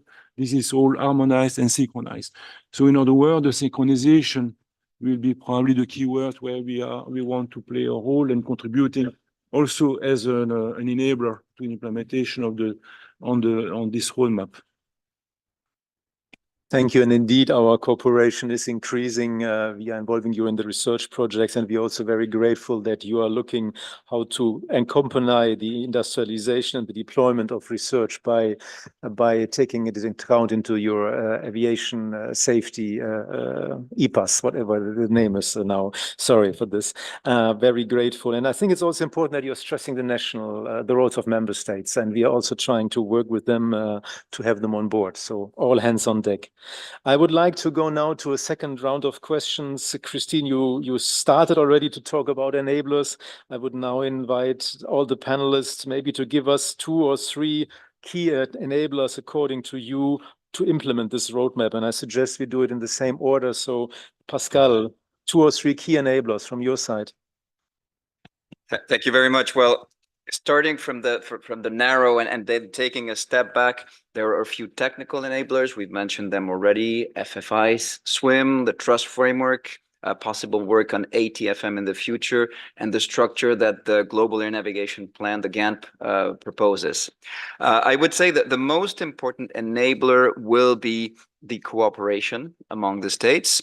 Cooperation among the European states to start with on this specific roadmap, but more broadly speaking, cooperation among all the stakeholders to build a global worldwide TBO, because in a way I'm reverting the question, but the roadmap itself has enablers, but it is by itself an enabler to a more global project. And that's what we're looking for in ICAO, because the technical solutions we love are the one that everybody loves also and agrees upon. Thank you. Great. Steve, you're next. Well, I was going to, I of course agree with everything that's already been said, but I was also going to say that I think that one of the things that we're looking at, and this is to get back to my first answer, is that we need to figure out how to transition. And so we're looking at, one of the transitions we're looking at is the ability to use other people's spectrum, and that's the hyperconnectivity that you're doing under SESAR, in which we've started our own program under the FAA to be complementary, because spectrum will always be an issue. So that I think that's going to be an important thing going forward. I think the connected aircraft itself is an important thing going forward. Both initially the one way, with the two-way being non-critical information, maybe in the future critical information. We've also in order to try to meet the goal which we've all set in our white paper, which was, at some point we'd all be B2. We're looking at how can the FAA support initial appearances of B2 aircraft in the United States by looking at what are the common messages. Because one of the great things about the original strategy is we saw there are a lot of fans messages that were very similar to the B2 messages. Could we do a translation back and forth for that set of applications, which we've already implemented, and that includes airborne reroutes from our traffic flow management unit and things like that. So can we figure out a way to allow aircraft to be, to allow our system to be agnostic to where the aircraft came from, as long as they stay within a certain set of, and I think that's going to be really important, as we've ended up with too many artificial barriers. We have to figure out how to use software to break some of those down. And at some point then, In the far distant future, 2040, when I have more budget, then I can start implementing the more advanced B2 applications that you get beyond fans. Thank you, Steve. Very clear for the three enablers you see. I would then look at Anna. Yes, thank you very much. I think we've spent the last 2 days talking about a number of technological enablers, which are all very important. And we've seen there's a lot of maturity coming, lots of challenges still, maybe at some levels. But really, what strikes me from all of this is that there's so many different things that we can only achieve it if we all come together and then provide a global framework altogether that will enable the industry to deploy in a timely and efficient manner. And that's really where we also see, yes, we hear there's a lot of money available, but at the same time, there's so much to do. So the resources are really scarce. So we have to make sure that we from an institutional point of view, do everything that we can to make sure that there's no duplication, no overlaps, that there's integration of all of the different topics, all of the different activities that need to be happen. And that's really where I think the reliance on the standards becomes a key enabler, because it is a stakeholder-led system. So the stakeholder, it's not me or Andreas or the colleagues here in EASA or the FA to say which standards we need, but it's really all of the industry to say, what do you need, by when do you need it, and make sure that the standards are as good as they need to be. And I think here we come back again to the global harmonization. Christina, you mentioned the link that we have, the very close link we have with RTCA, our partner organization in the States. We have to remember, and I really like the fact that this week is called the Global TBO Symposium, because we have to remember that, yes, although EUROCONTROL is based in Europe and predominantly European, the RTCA in the States, we're not only European or not only American. EUROCONTRol has 40% of our members which are not based in the ECAC states, and 10% that are not based in the US either, or not North America, I should say. So 10% really international membership. The Asian Pacific region is very active. We've seen a presentation from Singapore yesterday. Japanese colleagues are here. So I think this is really something that we have to bear in mind, where we really become a global community and that we can leverage from the ICAO leadership as well going forward. Thank you, Anna. Christine, you started already speaking about SATCOM as a key enabler, but you would probably like to expand further. Well, that's on the technical side, but I think on the political side, with the risk of becoming repetitive, it's really the stakeholder commitment that needs to be built on a regional level, on a global level, in order to drive this forward. And without this stakeholder commitment and without structures and events that build the momentum to maintain the commitment, because we are talking here, as you have presented in the European approach to this roadmap, about very lengthy time frames. Everybody who is running marathons knows that you have to maintain energy over a very long distance. And I think it's also good from time to time to have events like this, to be together and to say, well, let's maintain the efforts because it's worth doing it. So that I think is clearly what will be needed also over the years to come. And on the enablers, you discussed them over these 2 days extensively. It will be digitalization, the data, the communication to links to let the data flow, and the automation that will be needed in order to deal with that data. And in all that, the human element must not be forgotten. So that for us are the most important building blocks. And when it comes to technology and the data links, we have to also be recognizant to the fact that there will be legacy aircraft. There will be a need for resilience purposes to have various ways of communication. There is a spectrum issue.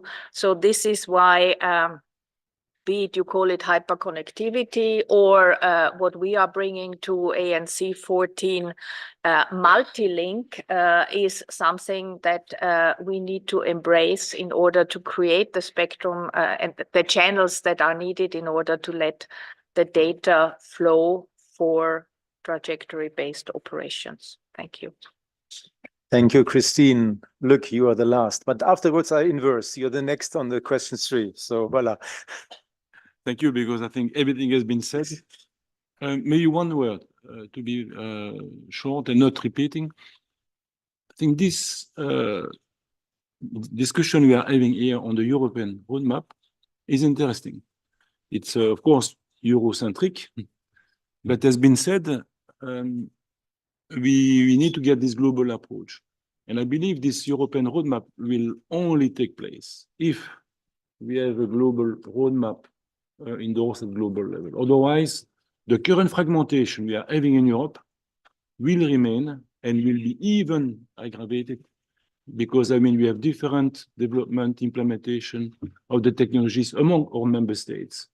And I think we need here to get a global, and that is where I really would like to congratulate who organized this event, to have it globally perceived and designed from the very beginning. Thank you. So if I try to summarize, we heard about technical enablers, SATCOM, spectrum, data flow, multi-link, hyper-connected. I liked very much Steve and Christine, the clever transition. We will be in a mixed mode, so we have to have a clever transition strategy. Of course, we are looking at resources, which are not endless, and resources are not only money, it's also experts, it's also technology, and we have to manage these resources available very efficiently. But I think what came out of all the 5 panelists is global collaboration. And as Christine was saying, self-motivation, that we convince ourselves from time to time that, that this is really the way to go together. And like Luc was saying at the end, the European roadmap will only work in a global environment. And we also really much are convinced our European roadmap is a contribution to a global effort to improve aviation. So I'm inverting now the last question to all of you, that Luc has a chance to be first and come with his ideas. It's nice to speak about enablers and benefits, but we also have to look at risks and dangers, and there are. So from your side, and I don't want a list of 100, but if you can give me, let's say, 1 or 2 or 3, what you see as key risks, and maybe if you have a mitigation at the same time, I think we would also appreciate. So Luc, if we start with you now, where are the risks?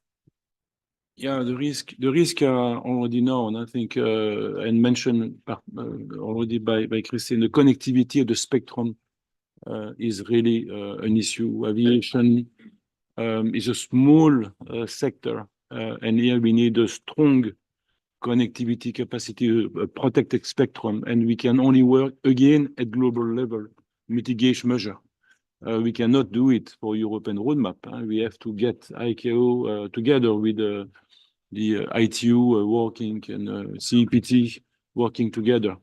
We have also the CPDLC limitations on the aerodrome and around the airport. I think the density, the capacity will be a problem. So we have to quickly organize this migration mitigation measure, which is already in the master plan. So somebody said, I think it's accelerating. Yes, it was in the introduction this morning by NM, accelerating the implementation or what has been already decided in order to alleviate this spectrum risk. Last point in terms of risk is the absence of synchronization between the different elements, being the air traffic flow management capacity to absorb this new functionality, the airlines not ready to engage when they are not convinced about the benefits, and the NSPs blocked by, of course, cost and not having the possibility to invest because of the cost of their operations is increasing. So this is all the risk I see. So the mitigation measure, this is not for me to say. I think the PRB will be maybe provide a response to that. Thank you very much. So Anna would be then the second one. Do you see risks? Yes, of course there are, and I agree with you, Luc. I had spectrum right up on my list as well, and this is a topic where we see also that maybe we as a community need to become even more active and not only look at the political level, which is of course very important in order to ensure the maintenance of the protection of the spectrum, etc. But also look on a technical level, what does that actually mean, and how can we maybe do better as well.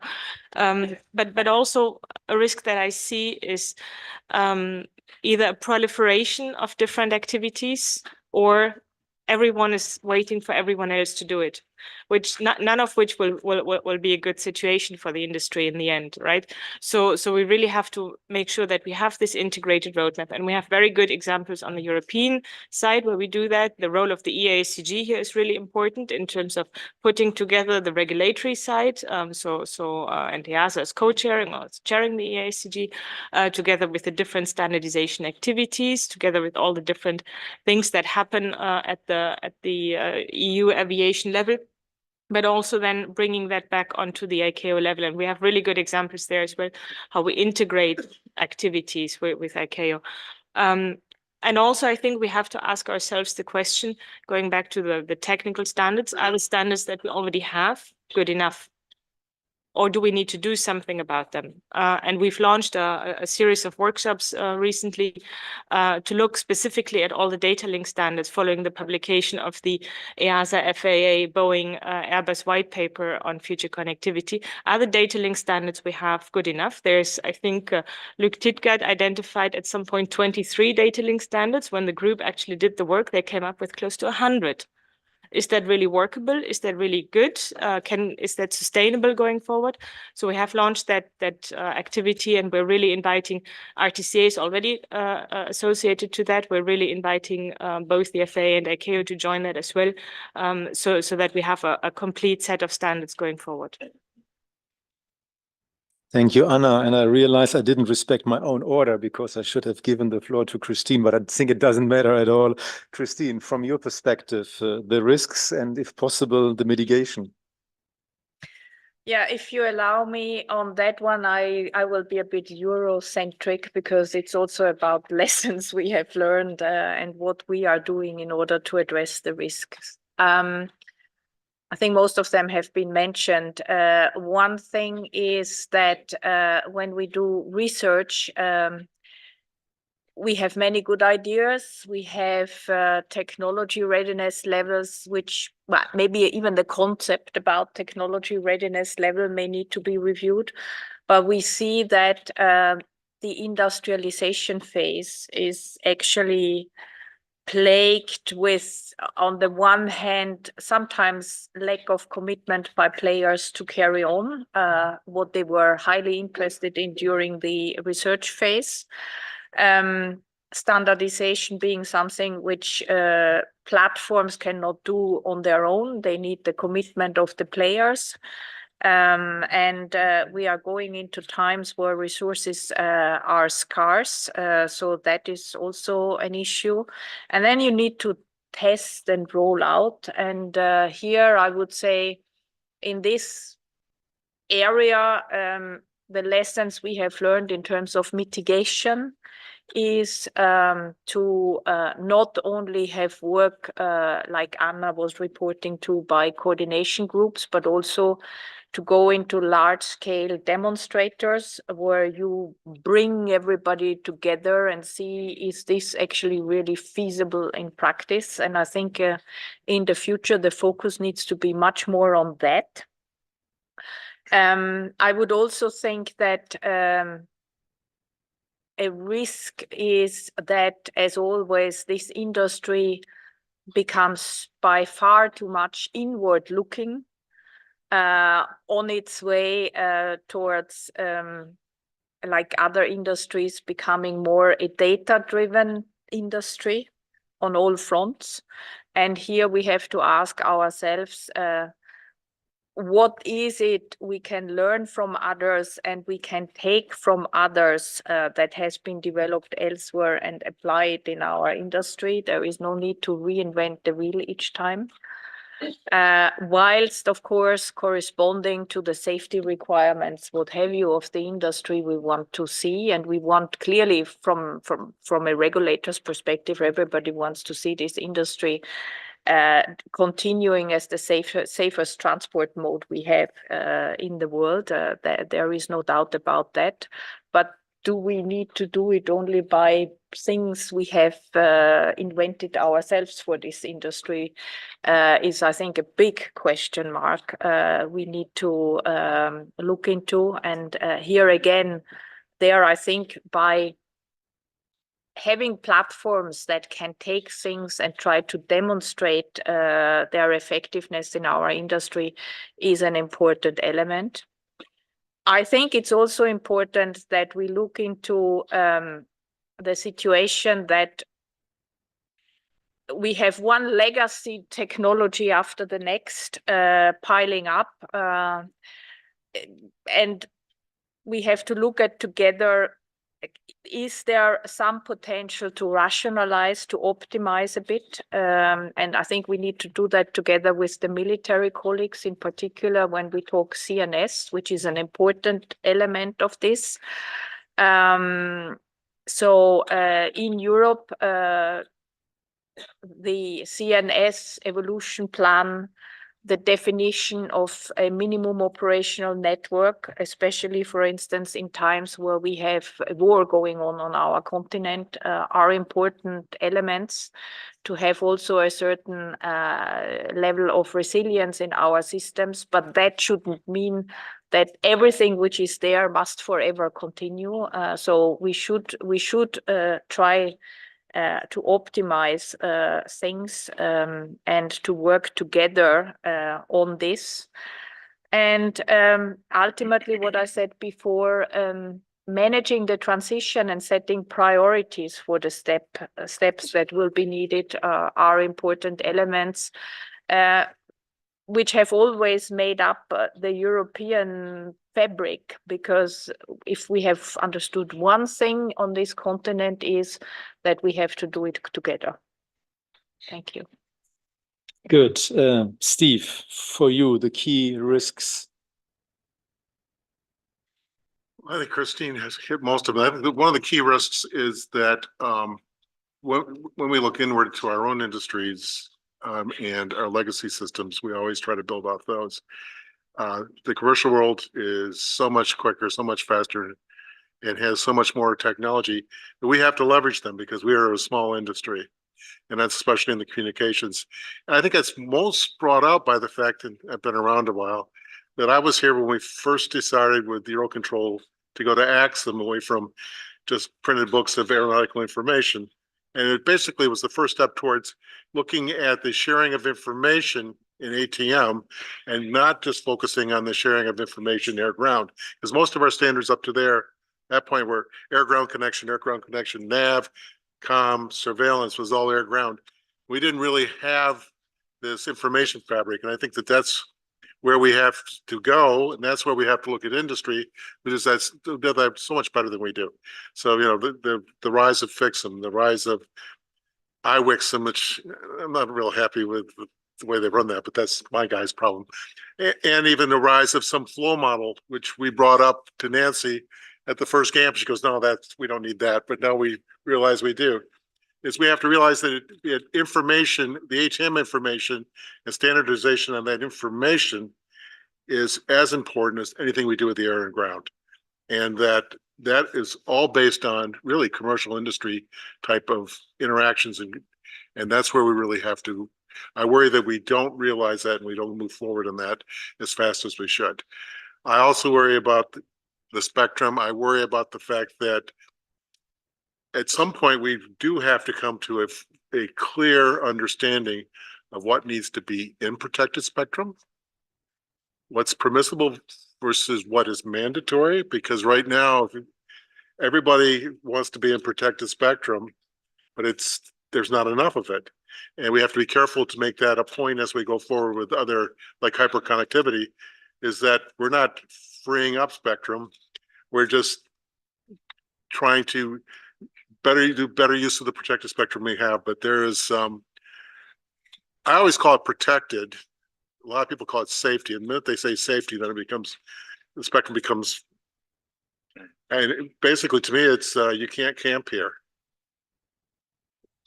And I think that's a big fear for me, that unless we get that done, a lot of what we're trying to do now won't work.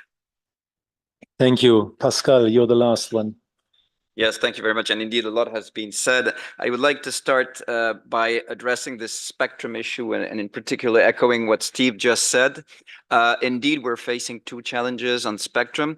We said in the beginning, we need bandwidth, we need instantaneousness to achieve TBO, and there is competition from other users. There is also the very physical limitations of the protected/safety bands we have already. And I believe here one of the mitigations is making sure we manage it efficiently. So that's prioritizing. We cannot just say TBO is important. We need to indeed prioritize it. And prioritizing means that other information may not be as important as the one which are the vectors of TBO. We need to be efficient in the management of the spectrum. We need to check what needs to be in the protected/safety spectrum and what could be, which is important, but which could be sent through other means. And this is the key, because defending ourselves and showing that we're efficient are the two sides of the same coin. Two other risks I identify. One of them, let's not lose the focus that we need to keep the definition of TBO common. I think it was Philippe who said, well, everybody has their definition, and it's true. Meetings such as this one help us to build that definition, but let's not forget the natural entropy tendency that as we will leave this meeting, we will all slightly start to have different vision, and we must make sure to converge again. And the last risk is the risk related to losing the focus and enthusiasm, and making sure that the divergences that exist, there was one just expressed about EPP, EFP, that these divergences do not become roadblocks, but just ways in which we can have similar approaches. And the key word for this, in my view, is anticipation. Anticipation in the resolution of the divergences, which is not hiding them, but putting them on the table as early and clearly as possible before solutions in various countries become so tightly defined that it's not, you can't move it anymore. So this is anticipation in putting the issues on the table. And also anticipation in implementing the system. We need to see things happening on the ground and in the air, so that we know that TBO is happening in our lifetime. I'm using lifetime as our professional lifetime in a given position, and therefore that we all keep that focus together. Thank you. Thank you very much. I invite the audience to prepare your questions. I will just try to summarize in 10 seconds what we have heard about risks. So there is the risk of not having enough spectrum and the need to manage the spectrum we have in the best possible way. Maybe I can summarize some of the interventions. There's a risk of not being synchronized enough, not being motivated enough, not agreeing on the priorities, and leaving the room with different ideas of what TBO is about. So then the mitigation would be, of course, to keep together and to have the big picture in mind. There was, of course, an issue about resources. Will we have enough resources to implement all of this? And I would really like also to echo Christine's point. How can we accelerate from research to market uptake? How can we make industrialization, deployment, demonstrators as efficient as possible to bring research result as quickly as possible into deployment?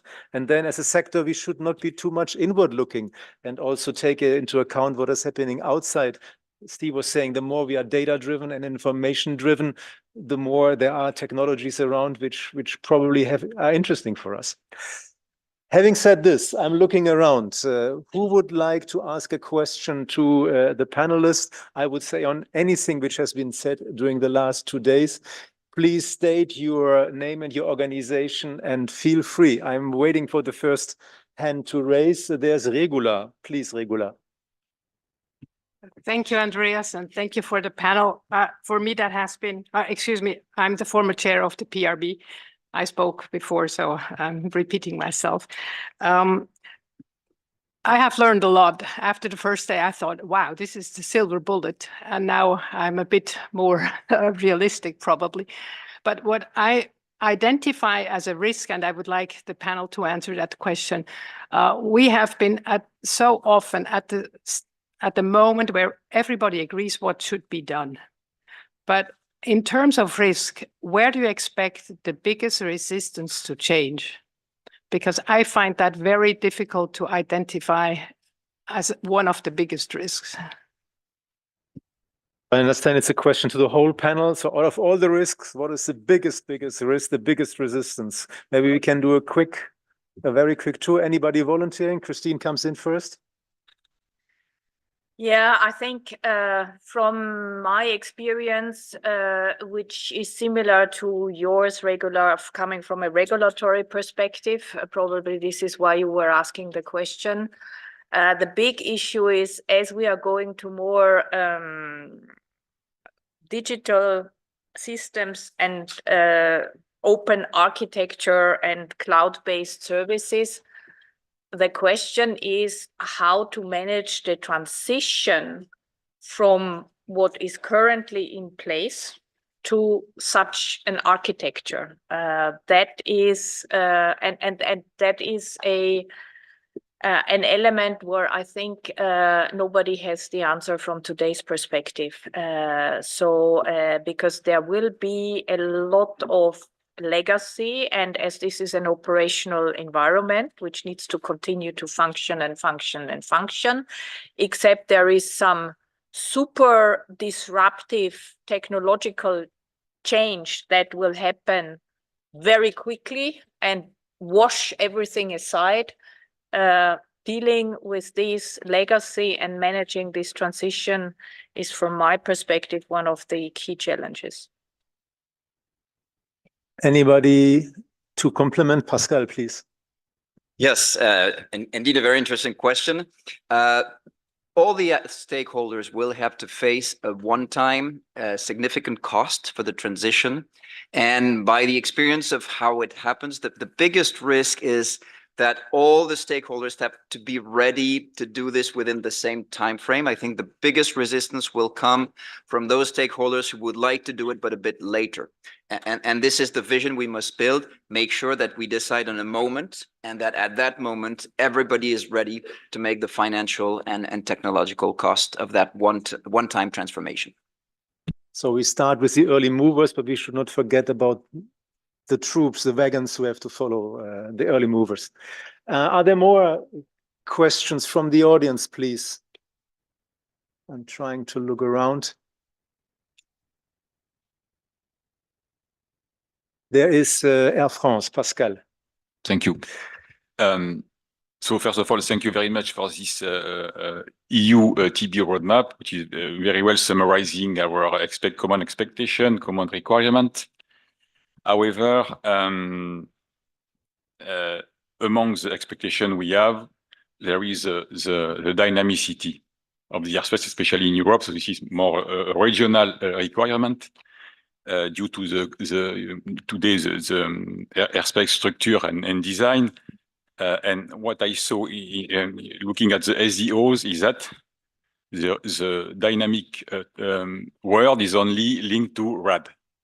So of course, it's very important because we know that in Europe, there are thousands of RAD, and among these thousands of RAD, only some today are dynamic. So this is something we have to improve. And TBO for me is there for that. And thanks to NM, they are doing a fantastic job in that area. But I didn't see any dynamicity regarding the airspace. Dynamic airspace configuration, for instance, is something that could be linked to TBO, and TBO could help in that direction. So how do you see the implementation of dynamic airspace configuration, dynamic sectorization, meaning all the dynamic elements that allow the traffic to handle some, let's say, disruptions or things like that? Right. Steve, please. So this is always everybody always wants, I always call it, and can't use flexible because flexible means something else here. Dynamic is never really dynamic. Okay, but so that's first point. Understanding the needs to move the airspace based on the trajectories of today is easy. One of the things, what's the limitation? And some of these we can overcome. And usually it's, how do I get this controller to that radio? How do I get this flight information from that position to this position? So there's a lot of underlying hardwired type of information exchanges within air traffic today, which I think we can break down going forward with like the cloud and the new IP and things like that. So I don't think that, I think the biggest limitation right now in dynamic airspace is really the underlying infrastructure that could support it. You can in the old days, they used to sit there and they used to draw grease markers on the screens, and then we got away from that because the information had to be posted. We automated it a little bit, made it more inflexible. Now I think what's available from a technology perspective can make it flexible again. So I think everybody would like to be more dynamic. It's just, can the infrastructure be dynamic enough to support it going forward? So I don't think there's any reason that air traffic wouldn't want to do it. It's just, how can I do it? That's a positive one. I think Razvan from the network manager has probably also a view on this. Yeah, many thanks, Andreas. Good morning again to everybody. So 2 points here. First of all, I think dynamicity needs to be where it is required. What we need to have, it's really a seamless airspace organization, because we have an enormous amount of constraints by the current airspace organization, and that needs to evolve first. The second thing, with respect to the RAD, when you get to this point and when you get TBO implemented, this will become a major enabler for the RAD on the need. And the RAD on the need will mean, basically, if I use our current terminology, scenarios to be implemented quickly. But that requires a major change on the ANSP side, on our side as NM, but also on the airspace users, computer flight plan service provider side, because we cannot continue anymore with very, how to say, company roots policy as we have today. The dynamicity needs to be there. But Andreas, I was hesitating to ask a question from lessons learned to the panel. Very recent. I allow you to ask the question, but I will not allow the panel to reply to it because you're running out of time. But go for the question. Yeah, I'm just using the opportunity. Very recent lessons learned have told us that we can very quickly get drunk with cold water, believing that everything is ready and we will just implement like that. I think a big risk here in all this discussion is not having a very strong program management to make sure that when we decide to implement, each and every small action is defined, it is followed, it is enabled, it is supported, it is implemented. Because then we might just get very, very good reports. As I remember 1 year ago, everybody would be ready on time. I'm not going to mention the subject. And then when you start really digging into it, because you need to know what you have to do, you realize that actually the reality is that this might happen 7 years later. So I think very strong program management to respect the deadlines and the synchronization that we all agreed will be essential in that. But that's the big risk of not having it. So thank you for adding a new risk, but also the solution, because we can do it together. We are running out of time. The lunch break will allow us to continue discussions. Let me just say, we have my conviction, my key takeaways are we have made significant progress on TBO already. And certainly we have reached a global commitment here amongst us, which is very, very important. We need more actions. We need more research. We need more deployment. We need quicker market uptake. And we have to stay together, all hands on deck, like Razvan was just describing. And for me, my personal view, but during the coffee breaks, I've heard it from others, this should not be a one-off event. I think we need to come back in a couple of whenever and to monitor progress and keep the momentum. So thank you very much to all the panelists. I would also like to thank all the colleagues in the 5 organizations working on this event since many, many months. Very hard work to prepare and to manage. You were very successful. Many thanks to all of you, and back to David.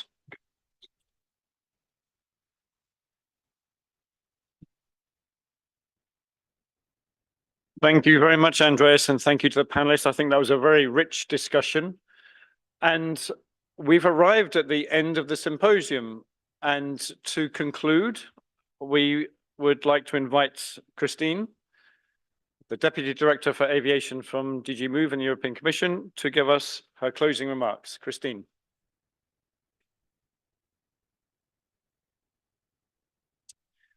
Thank you, David, also to you for having been an excellent moderator during these 2 days, keeping everybody focused.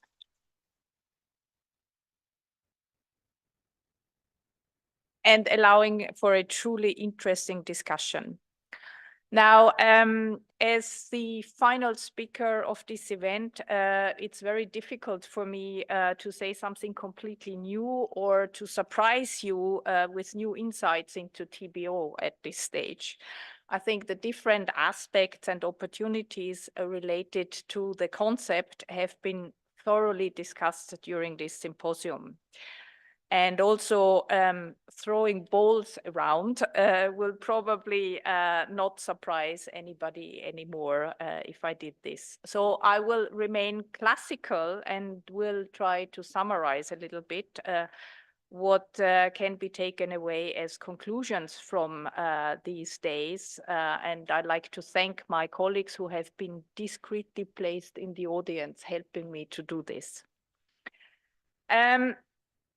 I'd like to start by recalling that the aviation sector, and in particular the ATM domain, is really at the crossroads of integrating new technologies that will define the nature of the sector in the years to come. We have heard in the initial keynote speeches that there are high and shared expectations for a gear change on the side of the airframe industry, but also on the side of the ATM community to deliver the changes that also will be needed to keep aviation safe, but also sustainability. And clearly, this means to reduce aviation's environmental impacts while catering for an ever-growing demand, which is a challenge. And I think we all have agreed that this is not a challenge limited to one region, but it's a global challenge. And so we will have to find global responses. And I think finding them along global flows and where the traffic nowadays is most dense and congested needs our full attention. In order to realize the potential the TBO concept holds, I think we should also, with proud, look at the first realizations of the concept, and we should always go back and think of the also economic potential it holds. And you have heard also interesting data, learned about interesting data in these 2 days about net project values for TBO being calculated of 2 billion euros only in our region, for instance, which I think is a stark reminder for everybody to flock together trying to realize this. While the full promise that TBO has involves a very complex systems of interactions, we think that its implementation should remain in line with the global vision and should make use of the numerous prerequisites that have been discussed in this symposium. SWIM, which is there since a long time, and the potential it offers, the electronic flight plans, all the other enablers which we have heard about. As we have explained, I tried to also explain that the last panel, we are committed also in our part of the world to come forward with incentives which should not always be thought as financial incentives, but with incentives to bring everybody together and to work on this. TBO implementation will require the global coordination, and I think what we have heard over those 2 days in terms of what will materialize in different regions of the world is promising, and bringing those things together is something we will always support, and we hope that at the global level, with the discussions ahead at the 14th Air Navigation Conference to start at the end of August, we have a good platform to continue this discussion amongst states and with industry. The research and innovation dimension has been covered during this symposium, and also there we have heard about reassuring experiences from the US, from Canada, Singapore, Japan, the Asia Pacific region, and we hope that we will find more ways to link these demonstrators and projects which are ongoing to maybe demonstrate it also in a flight around the world. Who knows? That could be an interesting thing. I think everybody would also subscribe to the critical role standards play for connectivity and interoperability, and the standards community, which in the one or the other way, most of the people in this room are also engaging in, will need their support, will need our support, and will need to work intensively in order to enable technologies to be put on the markets, and also in their world to look into technologies and enablers that come from other areas, and in how far they can be at least used as a basis for what needs to be done in aviation. We have also looked into aspects and requirements for ATM in relation to stability, security, and reliability, which are very often then used as, especially from the safety side, as well as the reason why nothing commercial can be integrated. But again, I think we should all remind ourselves as to in how far, especially for ground-ground communication, this potential, which will also then relax the stress which is on the spectrum, can be tapped into, and will help us in order to deal with the massive amount of data that is needed to ultimately make a TBO the global reality. We have heard many experiences on how things can be implemented from a very small ACC perspective, and how frustrating it is if it cannot be done at a larger scale. I think the message to everybody who is engaged in these initial demos, etc., should be carry on. The others will follow. We will have larger areas so that the airspace users can ultimately benefit by using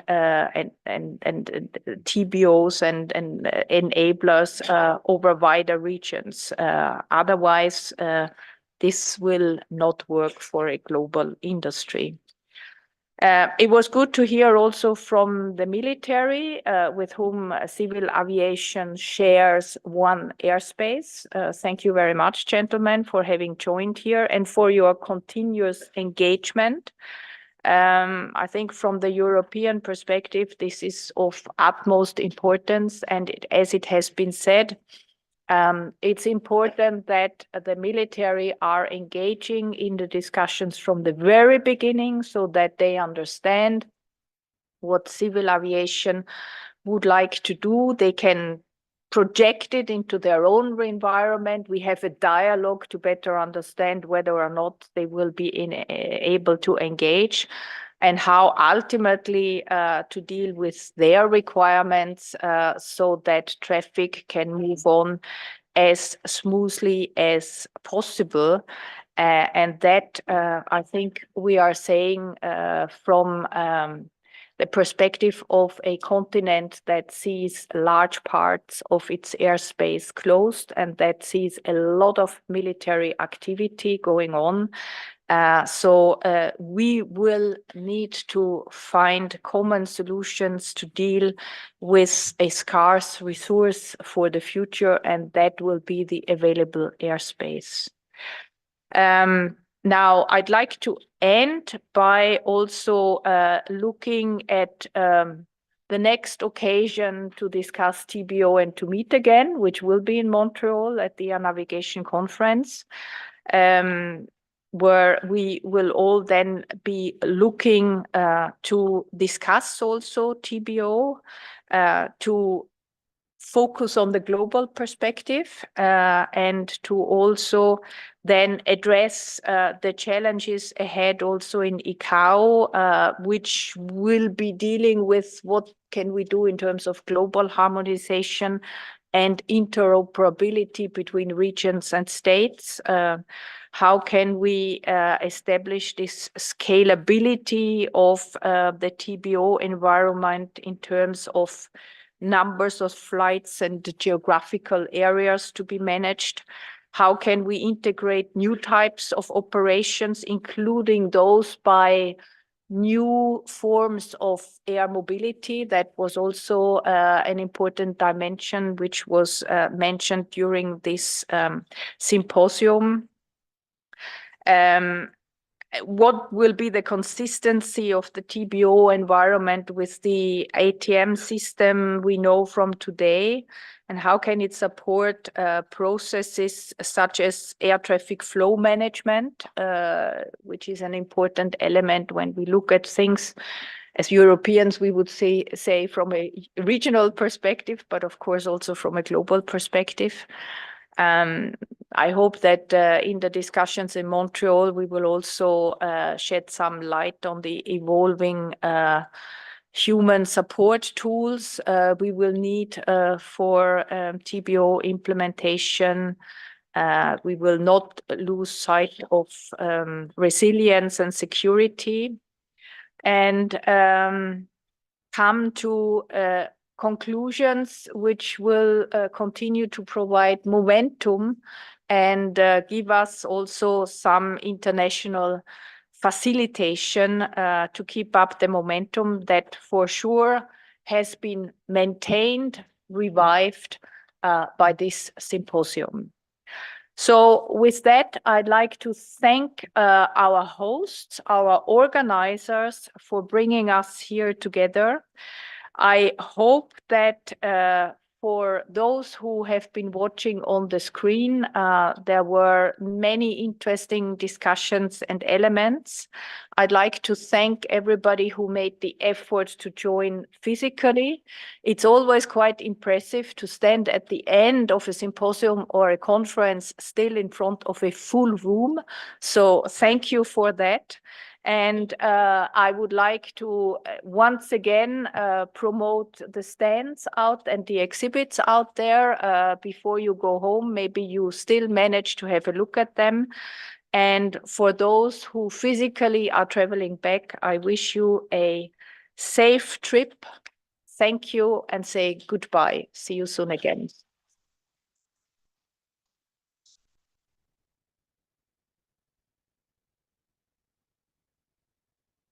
Thank you very much, Christine. That's a great way to end the symposium. So, wow, we're here at the end after 2, 3 very intense days. It just leaves me to make a few administrative announcements. So first of all of you be receiving an email, both those who attended physically and those who've attended online. And this will include a survey where we would like to receive your feedback on the event. There's a QR code here if you're very quick and are able to use it. But as I say, you will receive an email.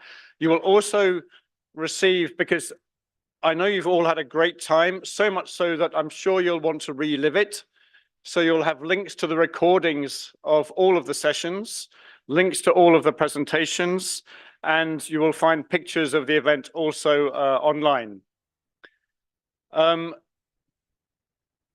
Next, I would like to again echo the thanks, maybe to give you some information about how many people we've had here. We've had, over the course of the 3 days, over 300 people participating here on site, coming from over 90 different organizations and from 36 different countries, including 11 countries from outside Europe. Online, we estimate, because it's a bit difficult to keep track, we estimate we've had in total 3,000 or more people watching or viewing.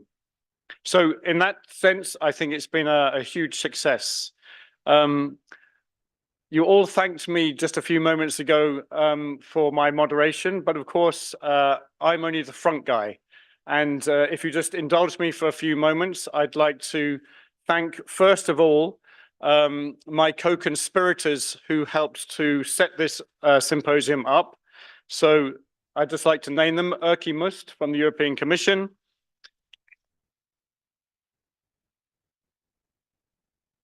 Sakis Siolas, who I think is not with us physically here today, from EASA,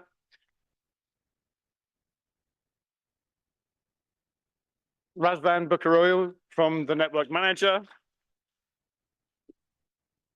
and I think at the back somewhere, Frank Montoya from the SESAR Deployment Manager.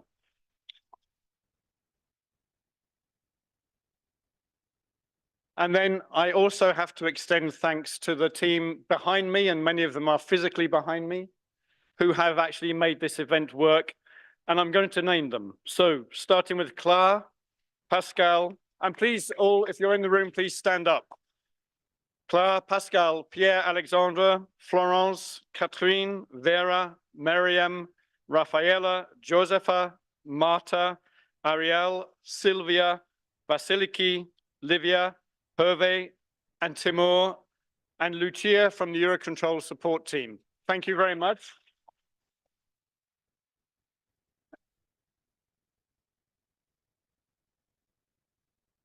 And last but not least, I would also like to thank my own SESAR JU communications team, Christine, Trina, Perrine, and the person who's been taking all of the pictures that you'll see online, Maria. Thank you very much.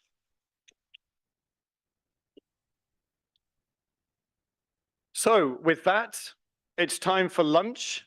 And there are still more tours of the Network Management Operations Center this afternoon. You see here the yellow, white, and red tours starting at 12:30. But with that, I would like to bring to an end this first, and maybe not last, Global TBO Symposium. Thank you all so much for attending physically and online, and wish you all safe journeys home. Thank you.